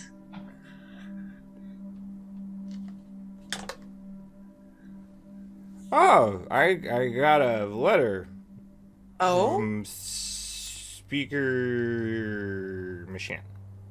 No. Well, that's refreshing. Duvessa. Yes. Duvessa. She said there were some agents about trying to help. That's We us. are. Oh, that's you. Good. Good. Good. Good. Good. We've come to spend the night. Sorry, we come to spend the night, and we're going to head over to. Do we see, Kelvin's cairn like looming in the distance? Not so much as seeing it because of how dark it is. It's more as you cannot see the starlight past it. It is a big black shadow in the darkness. And it is obvious because it's the only one. Why? You seen any Durgar around here? What's the Durgar? Durgar. What's the Durgar? A dwarf. But Dwarf.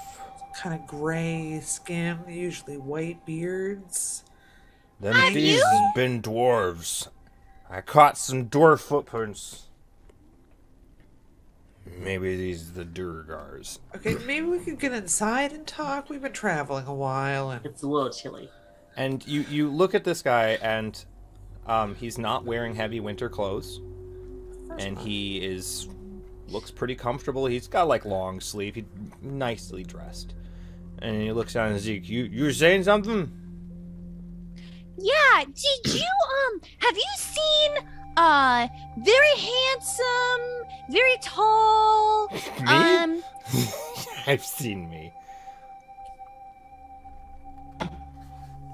that not you. No. Like a human. handsome. He looks at Farron.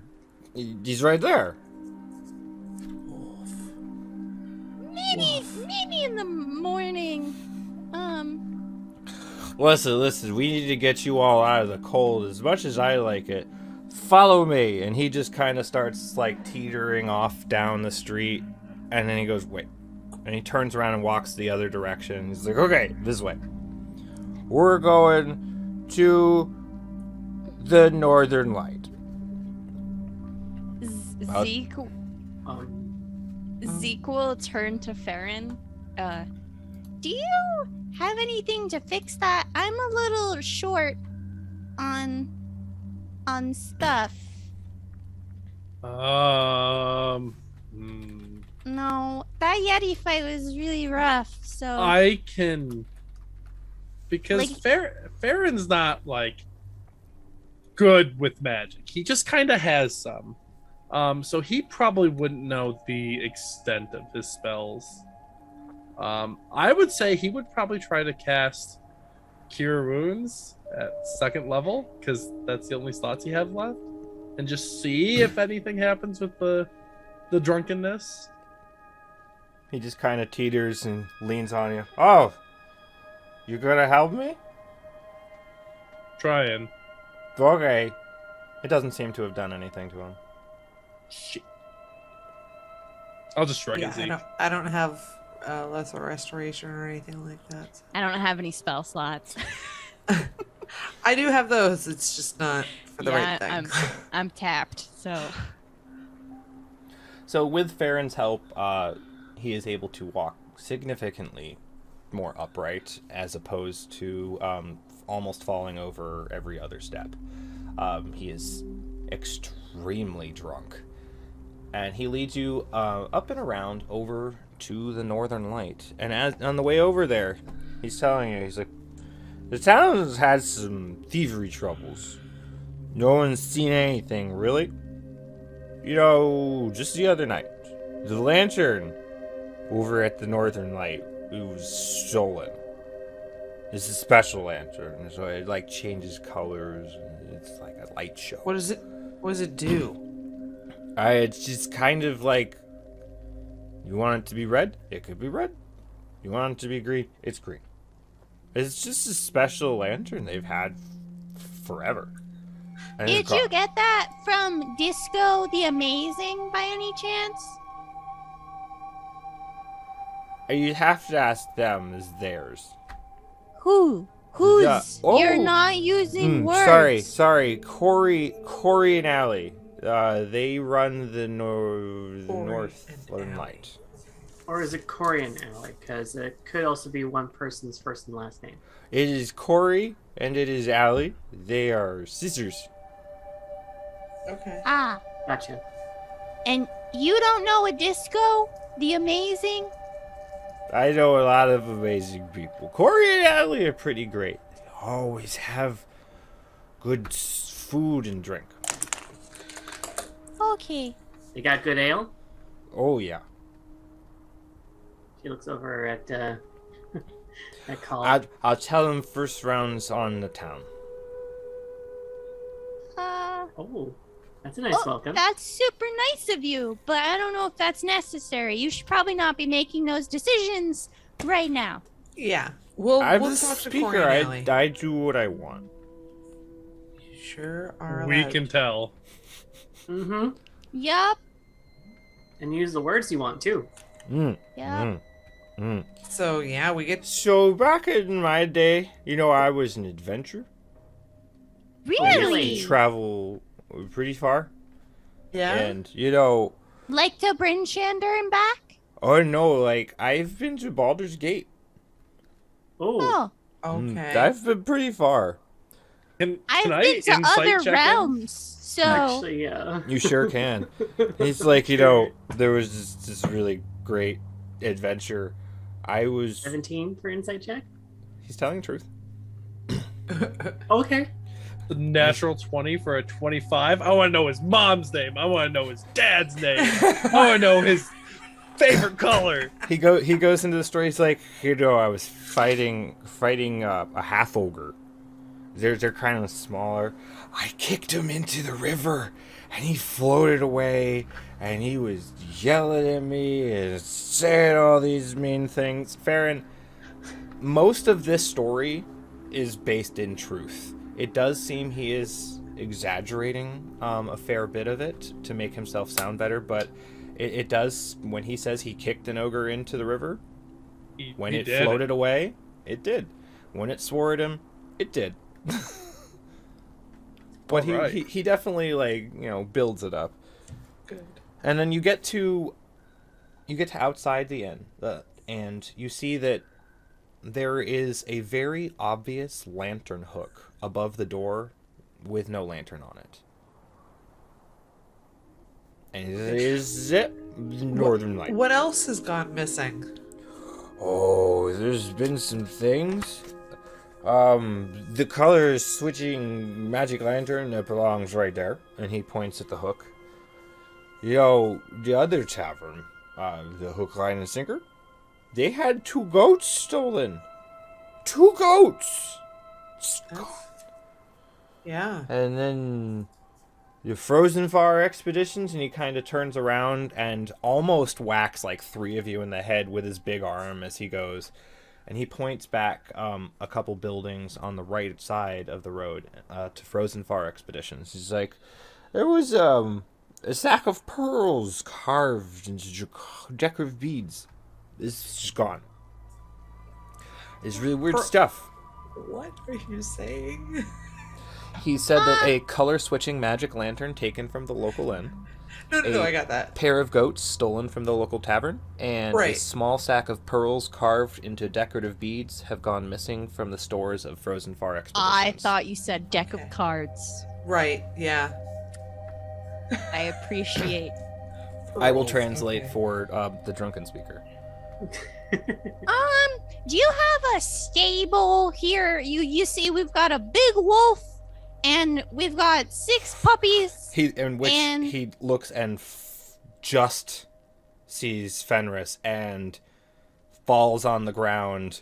no. Big winter wolf. No, it's okay. Yeah. Yeah, he's our friend. He's with He's us. very friendly. Winter wolves are not friendly. This one Fenris. is. Hello, Fenris. Fenris just sits and just and just kind of cocks his head at the speaker. He says, "He smells like flammable." I know. And the speaker's like, Yeah, he talks. Yeah, he's cool. He's fine. He's good. Yeah, but do you have like a stable? He points over towards a large building that is by the 2 docks, and he says, "Yeah, you can. There's room in there. Okay. There's room in that building there. Tell him Trovis sent you. Tell him Trovis sent Are you we like before the big one allowed shows to go up." in that building? Because I'm a little worried you're just choosing. Yeah, it's where they store the boats, but the boats are frozen, so there's no boats. Is there like hay that they can sleep in? Is this just like hard floor? No, there's some hay in there. Insight check. Okay. That's a natural 1 for a 5. Oh no. You're not sure he knows what hay is.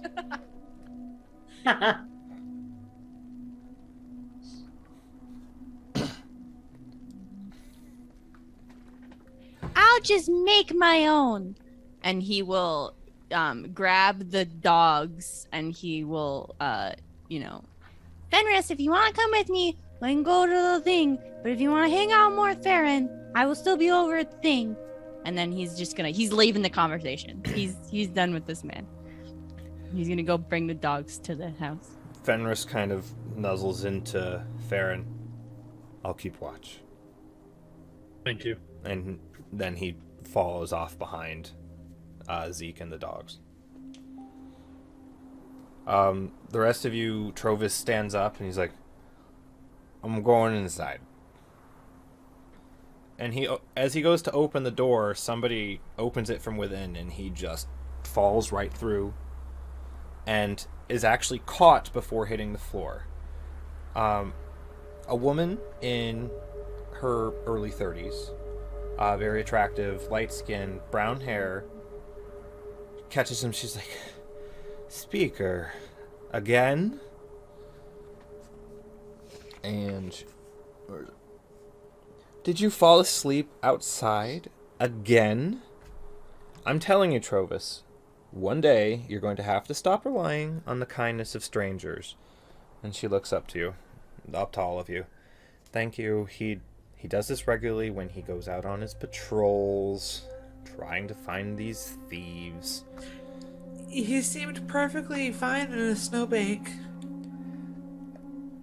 "And one time he's gonna sleep until it gets too cold, or something eats him in his sleep, and it just won't be well. I appreciate you all disturbing him, bringing him out of the cold."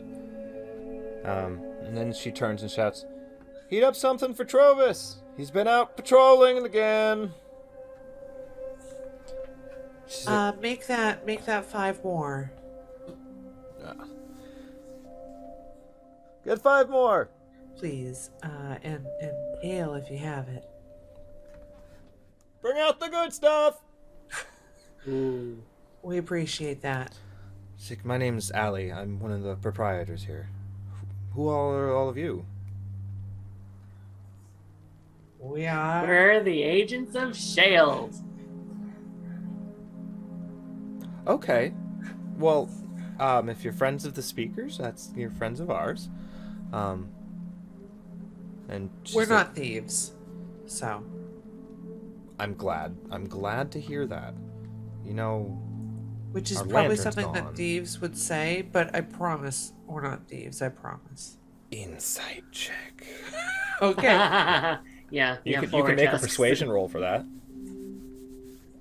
Oh, It's kind of one of those things why that you're not? repeating the word. You're making her I suspicious of you. promise. Persuasion is +5. Okay. That's an 8. I promise. They good, speaker? They're fine. They're great. They brought me over. Yeah, and a room if you have it, that would be great. A couple rooms, a few rooms. We have 4 available. Is Zeke gonna stay with the doggo? Is probably okay. Yeah, we'll take all 4. Okay. That'll be a gold for total for all of them. Okay. I put down 5 gold Oh, jeez. for the food as well and the ale and. I mean, thank you. And Oh, she it's no sets you problem. down at a table, and she's like, "I'm gonna go help Corey, and we'll pull everything up." So you're all set up at a table. Zeke, this is a large warehouse. Okay. Looking inside, it's mostly empty, but in one corner, there's like 30 hay bales. Like, Oh my god, big look, ones. babies! Look at all of the hay. You'll have such a nice sleep.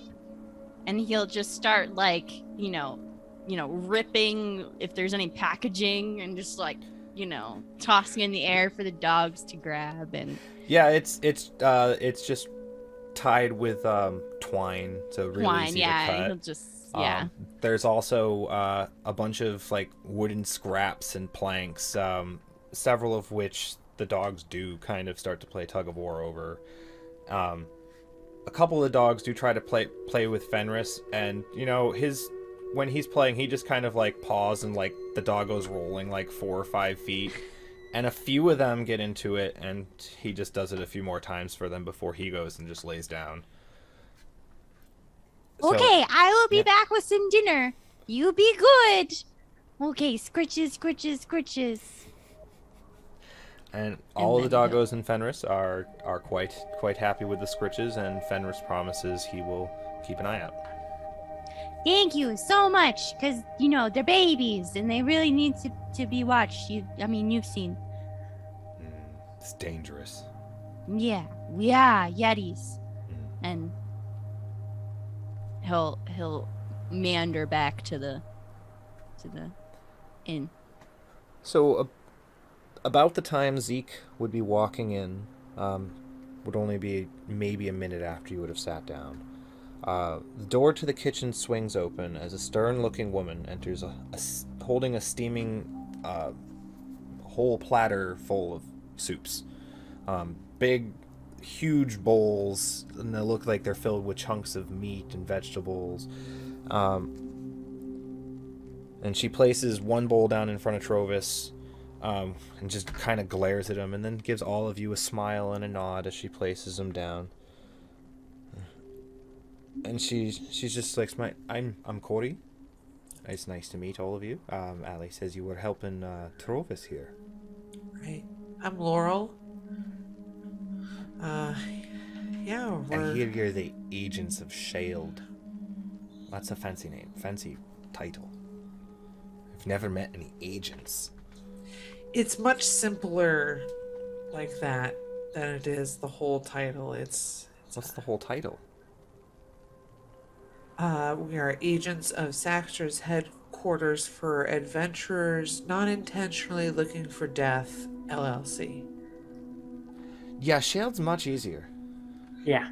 It's enough. I thought so. Yeah, I probably will not remember that ever. that's fine. But I'm Laurel. Me It's either. nice to I'll meet never you. remember that. I And- have a hard time saying it, and I'm Elena. And she places the bowls in front of you. They're big bowls, huge wooden spoons. And shortly behind her comes her sister Allie with a plate full of a tray full of large ales and one steaming cup of coffee. And the ales getting placed in front of you and the coffee in front of Trovis. An ale gets put in front of me, but I just slide it towards Call so he can have 2.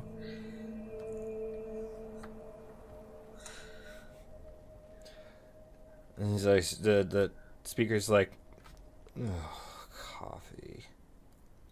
He just like picks up his bowl of stew and just starts slowly gulping it.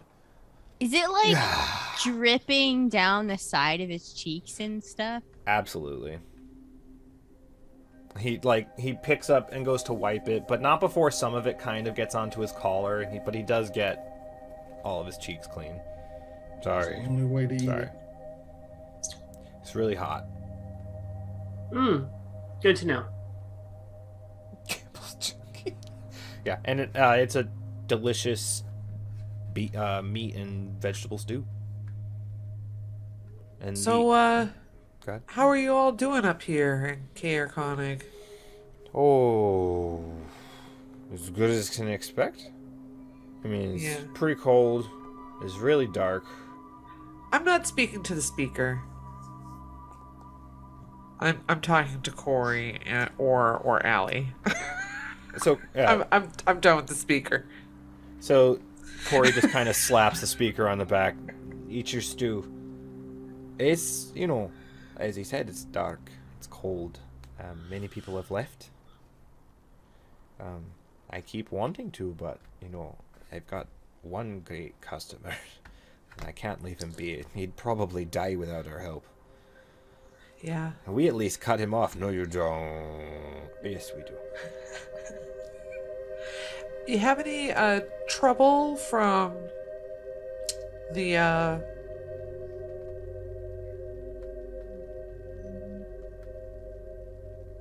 big mountain? Kelvin's Cairn. There have been some strange tracks heading out of town that way. Kind of dwarf-sized. Do you see the tracks usually after things go missing? Now that you mention it, yeah. And have you seen any dwarves or just tracks? I mean, I've seen a dwarf. Y'all, we're the best detectives. Who is it? She works over at, Frozen Far. Okay, but she's here. Yeah. Yeah, she's Is here all the she time. stealing the stuff, or I are these doubt it. other She- dwarf prints? The other dwarf prince, yeah, probably. It's probably leading to them somewhere. Okay, but you've never seen other ones. No, the only dwarf I've seen Oh. is Jartha. Jartha. Do you think, has she said she's seen any? She doesn't come in here too much, Oh, but she'd be over in, Frozen Far tomorrow, when they open. oh. What is Frozen Far? What do It's they kind do over there? It's kind of an outfitter for adventurer types. They have adventuring gear, sleds and repaired parts for sleds, harnesses, rations, rope, climbing gear. Oh, well, that would be useful. I mean, we could stop by anyway. Oh yeah, that would be good to maybe see what they've got. Yeah, they'll be opening up. Jarthra. You know, Okay. she kind of looks towards the window and outside. In the morning. Yeah. Is there any way to tell what time it is right now? You kind of just tell by when you get hungry and when people want food or drinks and when they finish work. It's almost, it's after dinner time now. Yeah. Can I get, speaking of food, can I get, a plate of, meat and, some cheese and, more meat? How much meat do you need? I've got 6 dogs and then a big wolf I have to go feed.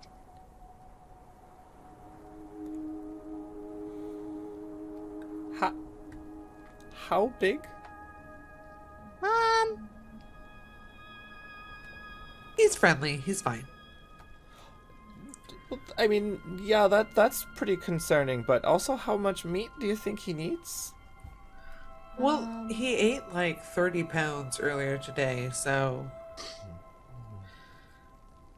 Maybe not much. Yeah, I mean, it's if you don't really have it, we can find. I can probably get you maybe 20 or 30 pounds. Oof. Oh, Did they eat we'll the make- whole 50-pound barrel this morning? Oh. Like, the dogs ate maybe an eighth of it, and Fenris devoured the rest of it. I wonder Like, if he just probably eats... could have eaten the whole barrel in a bite Wow. or two. He's big. I can pay in coin or we can pay in services, but like I really gotta. The dogs are super important to the whole thing. I mean, you gave the 5 gold there. That I can just get you the meat, and that's well within Oh, that. that's for us. Oh, No, well, this will be extra. maybe 15 silver. Okay, here's 2 gold coins. Oh, thank you. Do you want change? I would like the meat, please. I will get it. Okay, And thank she you. Goes off and heads off, and after a minute or so, comes out rolling a barrel of meat. Another barrel. We'll bring the barrel back. It's fine. I know where. I'm pretty sure I know where they're We at. have no use for a barrel, so we No, will bring the barrel back. Just leave it over there. I'll Okay. get it. It's fine. Okay. On an unrelated note, and I'm gonna point at the speaker. Do you have anything that can get me that drunk? And she points to the beer in front of you. I'll get you another one. Thank you. Do you happen to have rooms here? Is this an inn as well as a? Yeah, have, I purchased a room for each of us. Oh, yeah. okay. 4 available, yeah. So when she comes back, she brings another round for Farron, and she puts 4 keys on the table. And Zeke, this barrel, because it was laid on its side, you're able to roll it back if you want. It might take you a minute or so, but you're able to get it back. Uphill. It's straight. It's pretty flat where you're at. Paul hands him back like the 2 empty ale mugs and goes to help Zeke push the She's barrel looking at over him. to She's the like, dogs. "You drain that faster than he does. I'll get you more." Yeah, get him a couple more. Thank you. Actually, I have curiosity looking. What does the tea setup look like? Tea setup?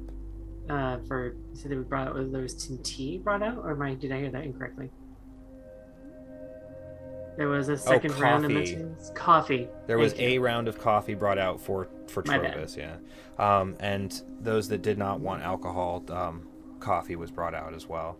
And it's Okay, never mind. strong, Whoa. but like not like burnt, or it's just pretty potent. Oof. What is it actually like? It would actually be like coffee beans as we know it, because like how would they get coffee beans up here, right? It is the D&D equivalent. Oh yeah. Imported. Imported, especially from Chult, The Highlands of Chult. the Highlands of Chult. I'm ready for bed. What been a what rough did you day. ask the speaker? Oh no, you wanted to get that drunk. So Farron is just putting them away. Right? Yeah, Laurel wouldn't go to bed yet. So Zeke and Call, you're able to get the barrel of food back to the doggos. Same thing, pretty much Fenris knocks it over and breaks it open, and he makes sure that the other dogs gets their fill, and then he eats his fill, which is the rest of it. Okay, good boy. Scritchy, scritchy, and- scritchy, scritchy. Between the cheese and the food and any water brought, the dogs just start getting real sleepy. Oh, the cheese is for Yami, but yeah. I But think the dogs can have cheese. Yami's probably curled up around Farron's feet right now. Okay. Fractuccino adjacent dwarf coffee. Yeah. So, and Elena and Laurel, did you have anything you all wanted to chat about? I mean, he's gonna wait for Zeke to come back, and he's gonna be like, Aaron, you can finish that in a bit before you get obliterated. I thought it was important that I share something with each and every one of you, because, well, it's for our solidifying our group and making sure that we are all keeping each other honest and on the right page here.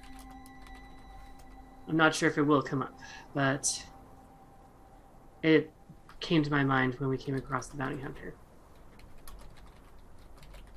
I suppose I should just come out and say it. And she keeps her voice sort of low and just sort of leans in a little bit with everyone and just is palming her coffee.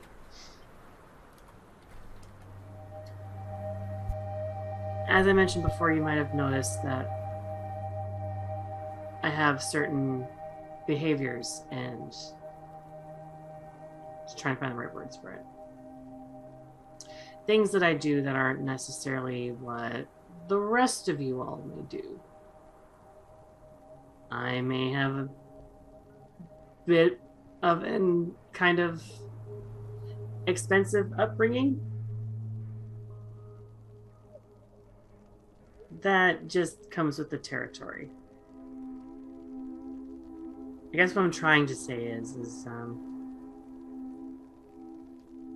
that I am of the nobility, and I am from Neverwinter.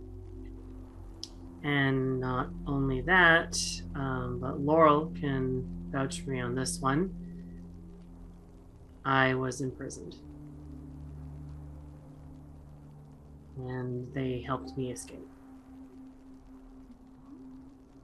I, again, not sure if this will come up, but for keeping all of us honest and all on the same page and trusting everyone, I feel now is definitely the right time to trust you all with this information. Who imprisoned you? My uncle. Was he acting weird before that? Like, was there like a change in his behavior very quickly? I mean, There if was. you can consider... Sorry? There was. There was. Oh. I mean, you can broaden that how you choose, but there was a bit of a change to him. There was. Oh. Was he Definitely. good before that? Like, was it like he was your favorite uncle and then he was, demon spawn? Or... I wouldn't say he was my favorite uncle. He was an uncle, and he, Okay. within like family and duty and that sort of stuff, there was a respect and a trust and a something or other, but there was suddenly the change. It was an energy change, a vibe shift, something in him.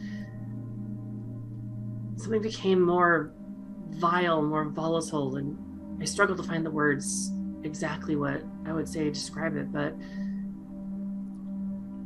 I got it. I didn't. I can't. I couldn't divulge as much to him as like I can with you, for instance.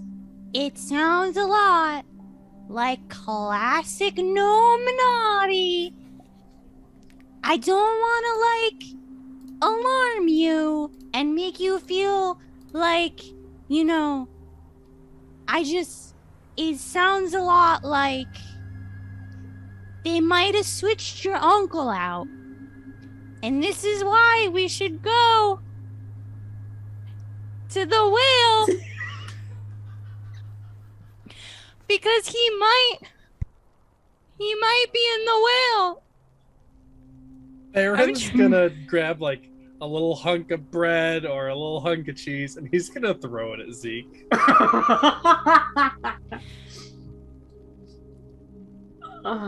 I mean, Oh, thank you. Please He's take gonna eat it. inspiration for that, Zeke. I'm crying.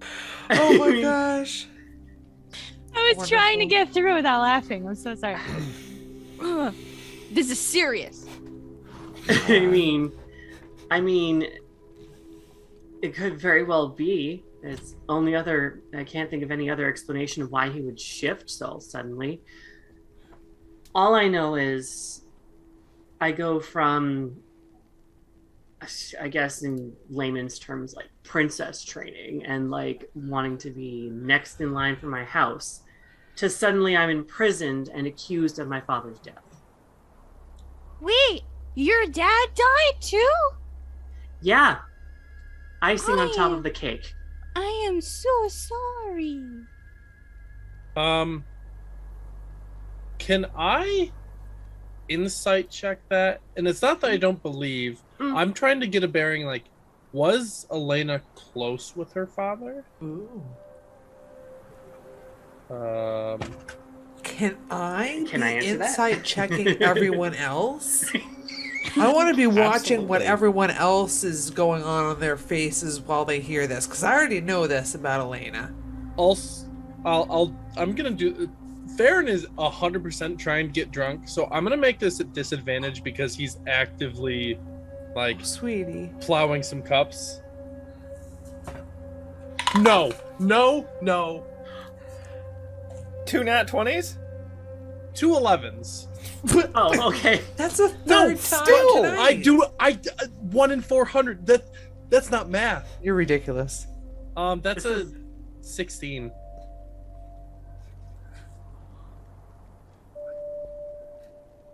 I mean, this is up to you guys. This isn't up to me. Okay. Oh, true. I guess, yeah, true. I think with that, I think it's fair enough to say that, you know, she was close enough. I mean, you can probably come up with your own insinuations of what, you know, how warm or cold nobility is to their offspring, per se. You do get, from the tone of her voice, that she was just pissed off and a little bit casual about it, but there's a hardness to her that she's keeping guarded. Okay. Yeah. So there's something there. It's just there's a guard up. Gotcha. Fair. Totally fair. So I rolled a 26 insight. Zeke wanna see is so Nominati focused right now. Okay. He is full blown. He is writing shit down. He's making the whole. He's accepting. He trusts. Okay. Elena believes him. He believes Elena. This is a mutual thing. How's about Farron? How is Farron like reacting? Is like, can I read your insight check as being suspicious, or does Farron seem suspicious? Or It's kind of his old. You've been traveling with him. He's also drinking, so like his heart is on his sleeve right now. Like you've been traveling with him. Like he's definitely always just kind of studying people and watching the surroundings. So it's more just he's information gathering as much as anything. It's nothing negative or positive for that matter. He's just information gathering. Okay. And Call's kind of like same as Farron. He's trying to get drunk right now. But Fair.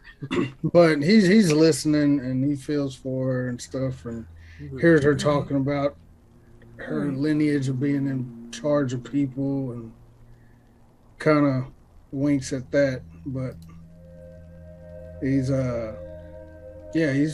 feels for her. He's just in his own little head right now, getting drunk. Sure, for sure. And if you're inciting everyone on the check, Elena is completely uncomfortable and out of her element. Oh yeah. Like, oh yeah. Towards Elena, Laurel's like, and she kind of just sighs and just like I said, sort of back on topic.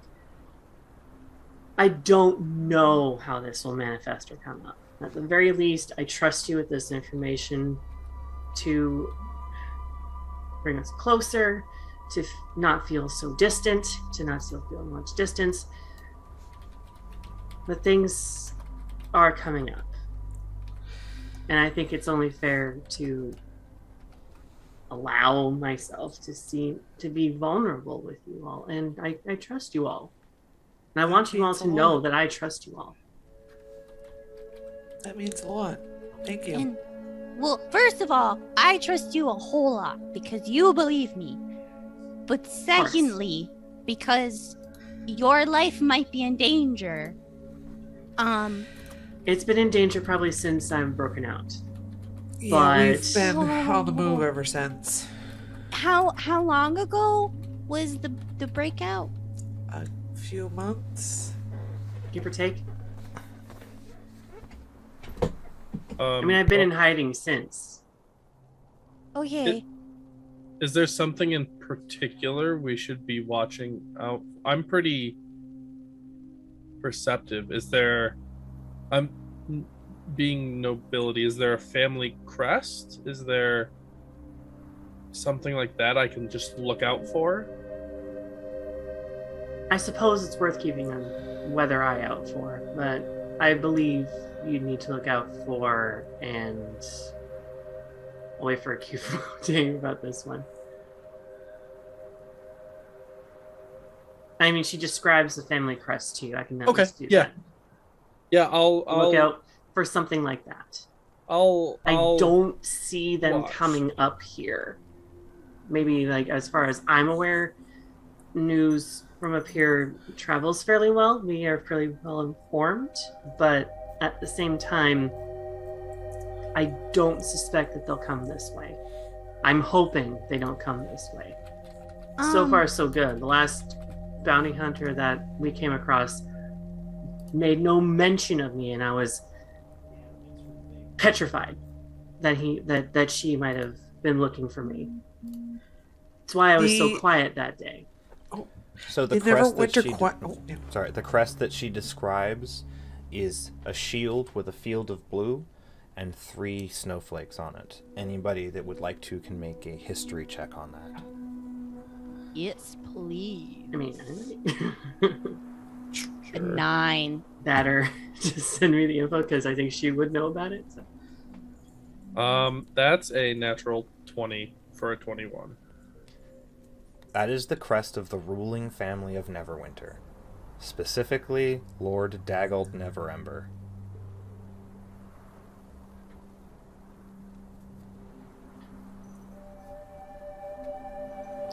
So, okay, so he would have drawn the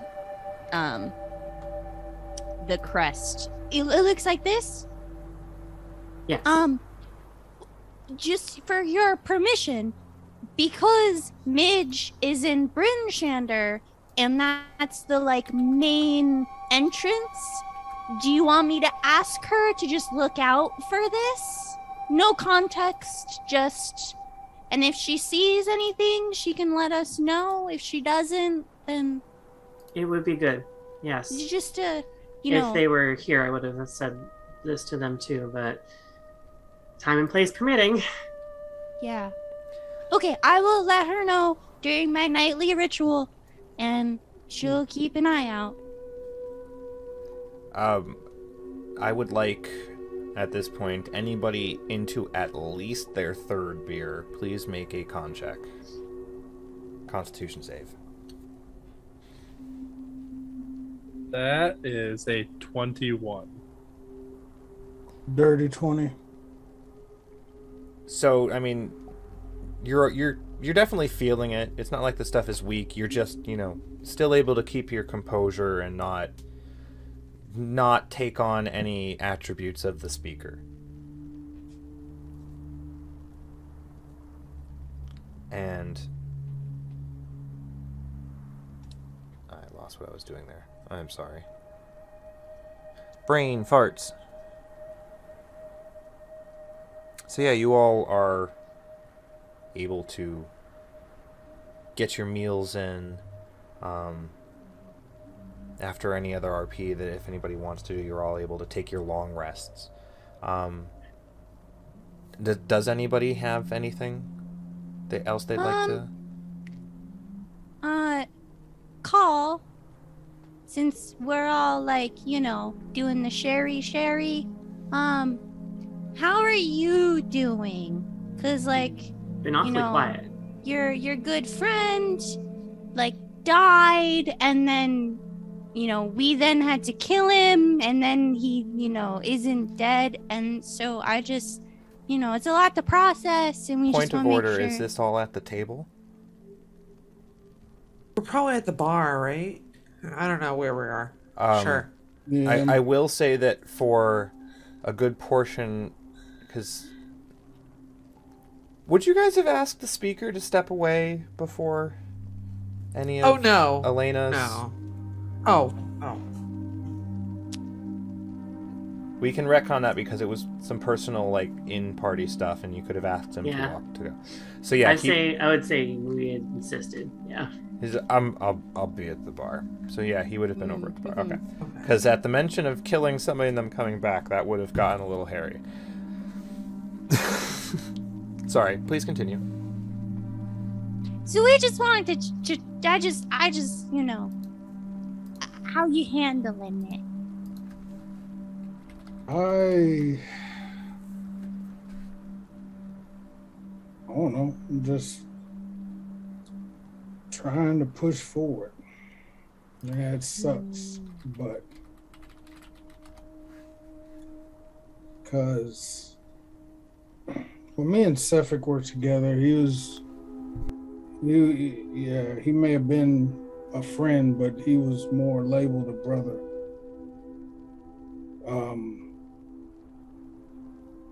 More than my actual blood brother, like, yeah. But yeah, I've drank a couple L's sitting thinking about days past.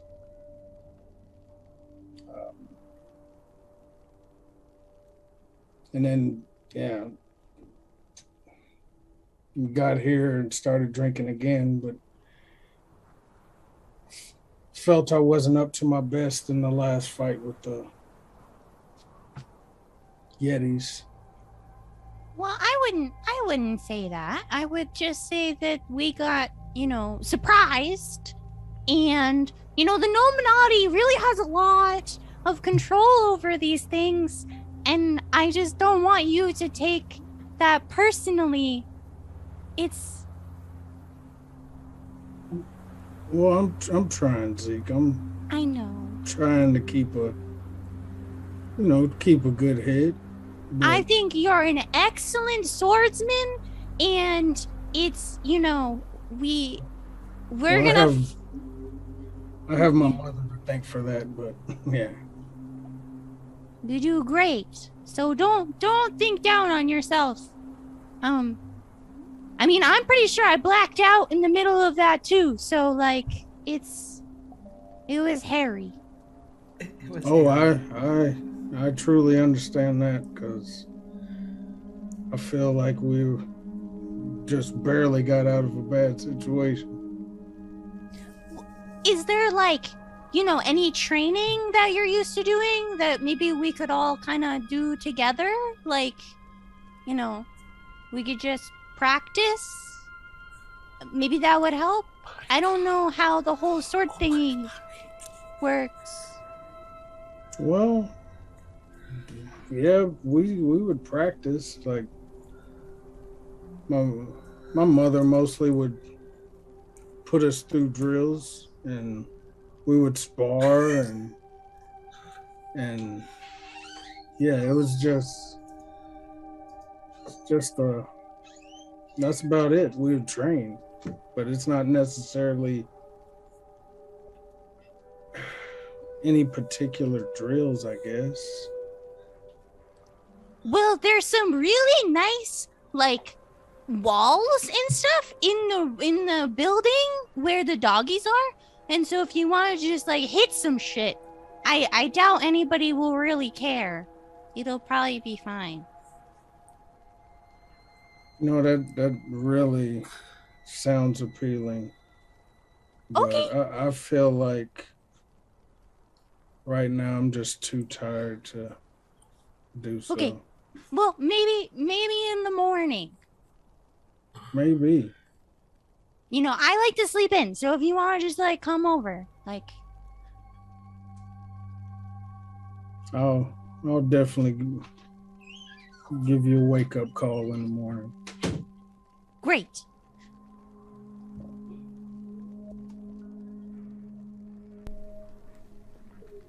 Does anyone else have anything they'd like to go over?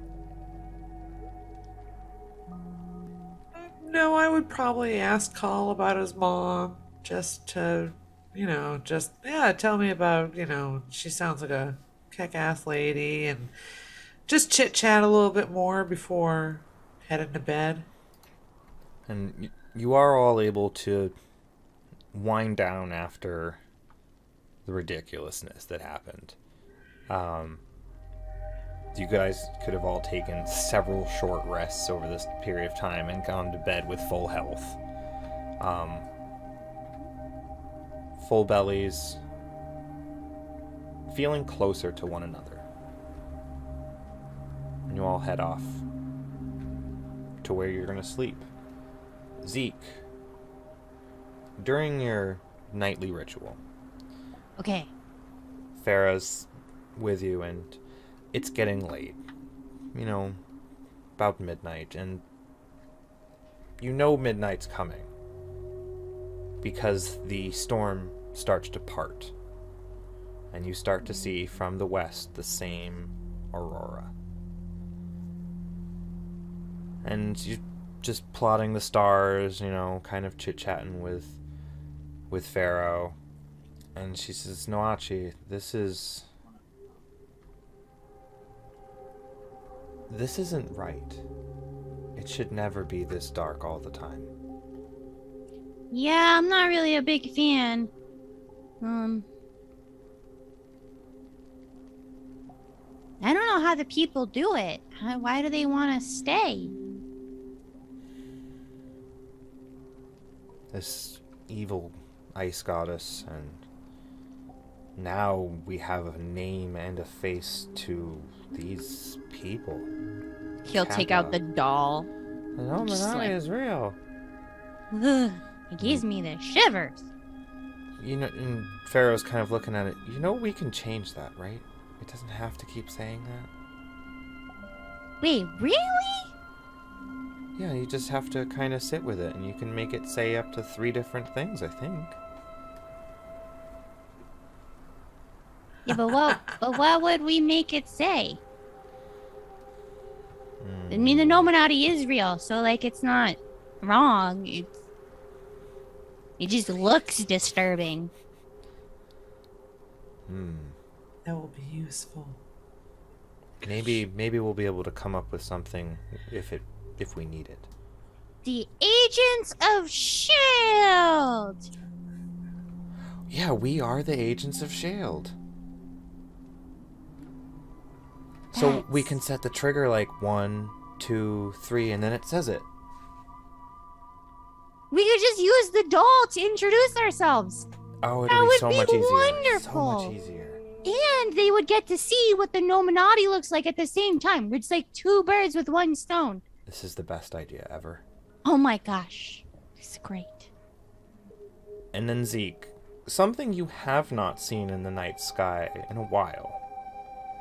Coming this time, not coming from the northwest, not coming from the west at all, coming from north by northeast. A flaming ball with a trail of black smoke behind it slowly crosses the sky to the southwest. And as you watch it go, whatever it is, it's high up there. And it is just a flaming ball, a giant meteorite burning through the sky. And after it disappears, maybe a minute, 2 minutes go by. Then you feel the slight rumble.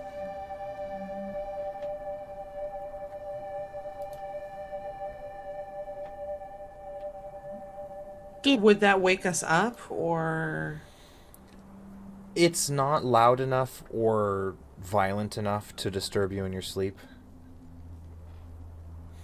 It's just like a slight rumble. Did that just crash into?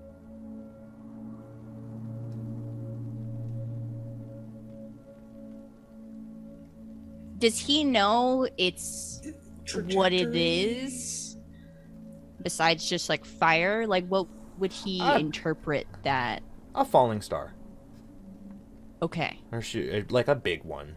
And you can get the rough idea with how much you've looked over the map with Laurel that it probably crashed just north of the spine of the world. Just north. So if we go back to the big map, switch to this one. Oh no. Oh no. She's pissed off at us. She right here. No. Okay. More in like this, somewhere in this area. What? Okay.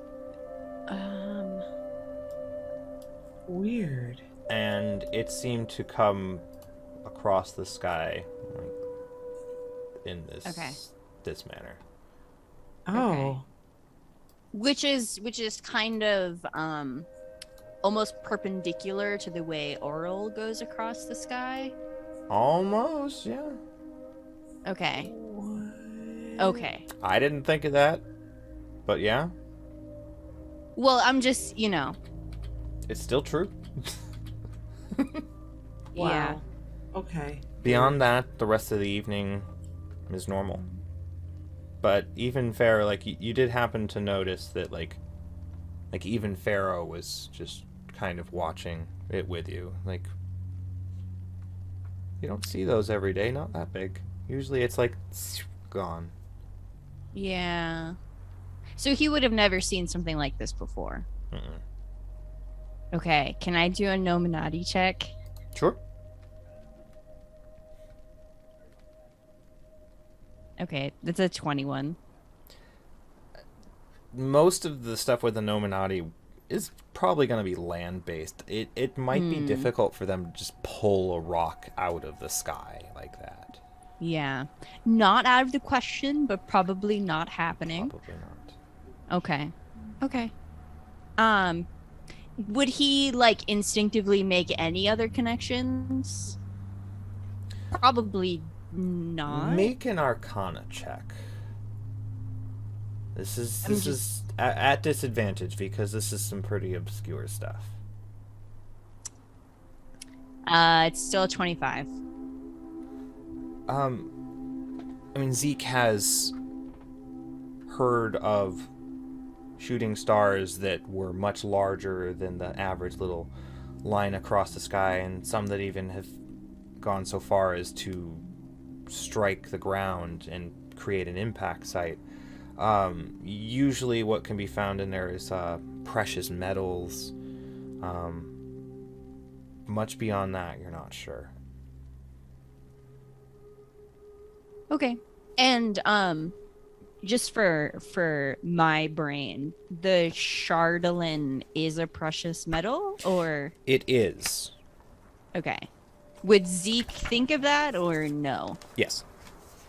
Okay. I would He would say at so, least- yeah. Okay. Then he will make some mental notes Mhm. and head down to the doggos Mm-hmm. and head to bed for the night. All right. And from there, you are all able to take your long rests. And there is one last thing. I just have to find it here. These spells. That's Yay, not full it. hit points. There we go. Okay. Elena. After telling the story to your friends, you don't have the most pleasant dreams. Some of the memories come back, but it almost feels like a letting go as opposed to a reliving. And then everything goes black, and you're in a sea of stars. Down below you, you see Icewind Dale. Blasting past you is a large, massive, burning, almost nautiloid-shaped figure, like a nautilus from in the ocean, the big curly conch shell. Blasts past you, and it's completely on fire, and it goes down through the atmosphere. And you see it impact near the mountains. And what languages do you speak?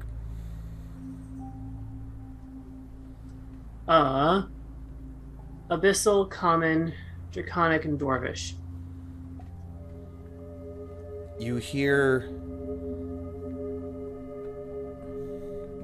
a very strange language, and I would like you to make an insight check. 17. While the meaning of the words completely escape you, there is a pleading, almost like a cry for help. And that's where we're going to end tonight.